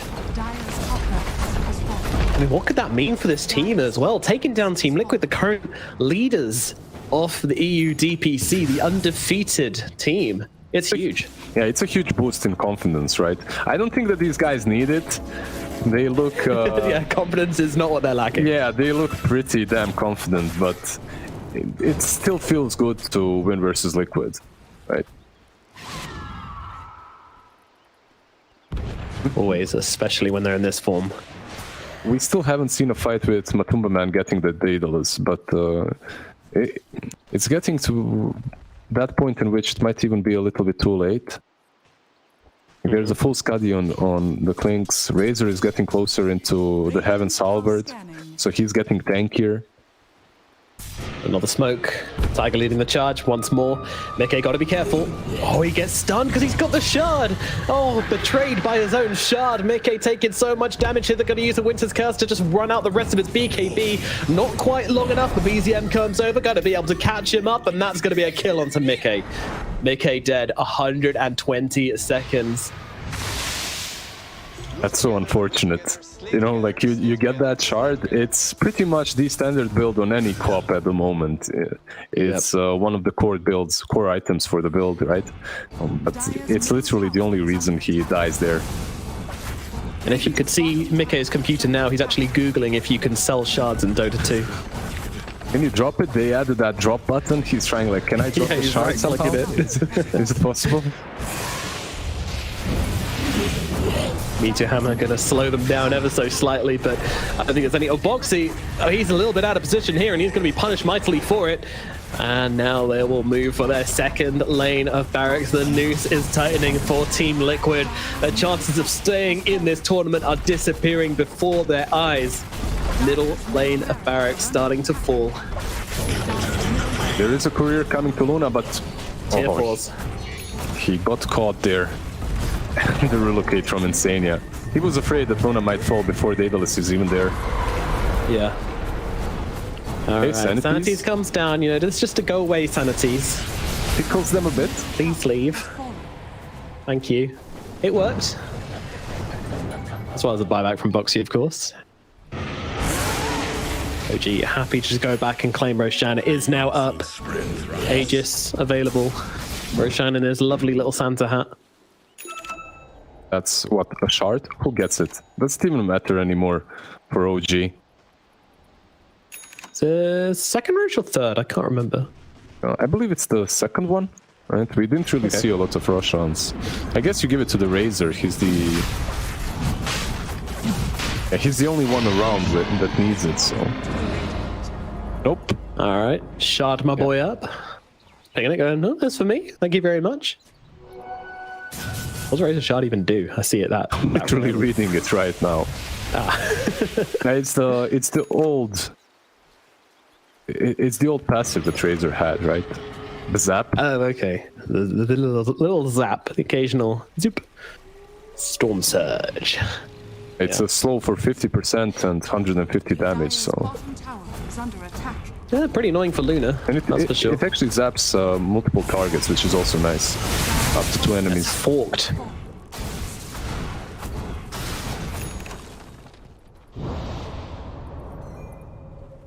OG, Aegis in hand, 20k gold advantage. They managed to come back after a terrible laning phase and are now ready to go for the final push, possibly, to remove Liquid from the tournament. Aegis in the hands of Yuragi, a 20k gold advantage. Look at that sweep, 99% win probability. Ish. Gaben doesn't believe. Do you believe, Lizard? Oh, I'm on Gaben's side always, so... What can I say? Taiga with the Aghanim's. Now that you've been to TI, you've been brainwashed. Exactly. Oh, Nick jumping in, immediately looking to eliminate Tiger. They're just looking for the easy kill here, and they're going to find it. Tiger is gone. The gem is down. Nick's going to grab it and blink back to safety. A small win for Liquid, which may cascade to a bit more. OG might just give up this push here and now. They will. Yeah, the question is, can they turn this into anything? I don't think so. You just stay in your base and you wait for the next assault, right? Yep. Perhaps there's a smoke action, and they do have it. Yeah, they're going. All right, they're going for it. I like this. I like this. You see where they're drawing that? Like they're drawing the enemy triangle. That's where they're going, as it's most unlikely place. Radiant are scanning. Never mind. They just take their outpost, and now they know they have to go back. Okay. I was thinking, like, usually there are some players, some captains that like these sort of moves. Like, it's a desperate smoke, but at the same time, you're going to a place where they won't really expect you, and you might catch someone there. Who knows? And is this possibly an idea where they just want to eliminate TP points? Where they're like, if someone dies and buys back for the next fight, we don't want them to get back into the fight easily? Could that be it? I can't figure out any other reason. As BZM's committing pretty hard for this one. BKB and jump onto the backline, trying to find side, but the TP out from Insania is there in time. Boxy will be losing his life here, but he does a lot of damage in the process. So the Tombman turns towards Yuragi. Amar tries to make the link happen, but the 4-staff away is going to keep the Luna safe. Not a bad attempt from Liquid so far, although they have lost one, and now Mickey jumps in, trying to finish off the job on Tamisha. Not going to happen just yet as Tiger comes scuttling back in. He's back from the dead, and he's hungry for revenge. The Aghanim's down. Tiger going to hold himself in those steps. He can tank the tower all day, no problems. OD on the sidelines. Ooh, he is far out of position, but OG will not pounce on him in time. Liquid holding the line. 4 men strong. They are without Boxy right now, which is going to cost them. BZM has no mana again, and he also doesn't have a TP to work with, so I think they need to wait for him to get that rune. Once he gets that rune, he might heal up his mana a little bit, and then you can go again. The problem for Liquid is, yeah, you repelled them. You didn't lose your tower, your side, but you also didn't kill anything. True. This Winter Wyvern is saving people constantly. Okay, my goodness. He's taking some heavy hits here. Holding off on the BKB though, being very, very patient. Into Hammer coming down. They're trying to punish this as much as they can, but in comes Mickey with the big nukes. But the Yules is going to help Tiger stay alive, and now they turn their attention towards the Queen of Pain. Queen of Pain getting very low in this situation, but they'll move across the OD as well. It's 2 for the price of 1 as they bring them both down, but Matu is going to be able to turn around and kill off BZM. BZM not buying back for now, as Mickey does, as Matu, he needs some help here. He's not going to find anything. Amar's just going to run him down back all the way to the fountain. Amar fighting up into Boxy as well, and with that Heaven's Help, but Boxy does not stand a chance in this one. Mickey turning around. They need to kill off this Razor, and they can just about do it with the help of the Shard. Yuragi will finish off this tower. I think he probably needs to leave right up now. Oh, he's got a BKB, so he's just going to chill actually and wait until they force it. He's got the BKB and the Nyx Assassin plus Winter Wyvern behind him, so he might even just take the Raxes. That's a 3-on-3. This is by no means Liquid's fight. Never mind, it's a 2-on-3. No, it's a 3-on-3. Counting with Nomad. Fortify comes out from the side of Liquid, still trying to keep them off the base. That little pile of dung, which contains a Nyx Assassin, just being so annoying for them right now. Oh, look at this, look at this. Oh, the barrage nearly takes out Matu. They will take these barracks. It is mega creeps for the side of OG. Liquid supporters, channel your energy right now, because if this is going to be a win, it has to be a mega creep comeback for Liquid. We know how rare those are, and it is so difficult for them right now. When you look at their heroes, they can definitely defend, right? Like, this Luna is one of the best heroes to defend against mega creeps. You have the Queen of Pain as well with Shivas and whatnot. So you can hold the base for a little while longer. The amount of damage that Mickey is dishing out with his ulti and all the combos is pretty significant, and he's queued up a refresher. I'm thinking if maybe they can take a fight in which they catch them off guard with the double nuke, double sonic wave that is. So falling back to the magic damage to rely on them to somehow salvage these fights. I mean, what is the biggest issue for Liquid in these fights, would you say? Pretty much a little bit of everything, but I would say BZM is just incredibly hard to deal with. Like, he goes in, pops that BKB, and wreaks havoc on the backlines. Liquid are yet to find a way of actually dealing with him. And the amount of damage that they're dishing out, pure from the Sonic Wave, the magic as well. Whoa, whoa, whoa, whoa. This isn't the hero you want going down right now. This is a man without buyback. And a man who will be dead for 70 seconds. Caught in the jungle. Had a ward and a sentry there. I think that might have given him that false sense of security. Stupid. I'm surprised. I'm surprised. He was very far out of base there. Very far. Considering he's playing versus mega creeps, you don't usually see people just farming the jungle. Mickey has to back, but Tiger is here, and look at the range on this Kling as he is just tearing down these buildings. The Ancient is being attacked. Liquid, the hand is forced. They're going to try and pop the ultimate here. They're just trying to focus on the Ancient. No, they're not. The Winter's Curse. It's absolutely beautiful. Holding 3 of them together. The Luna, she's losing her life, and the Luna is dead. 125 seconds. No Luna in this fight. GG. No heroes left in this fight for Liquid. They're all gone. It is OG who will take down Liquid in this tournament and secure their place through this lower bracket, eliminating the EU DPC current champions. That is a hell of a story. Yeah, very, very solid gameplay by OG.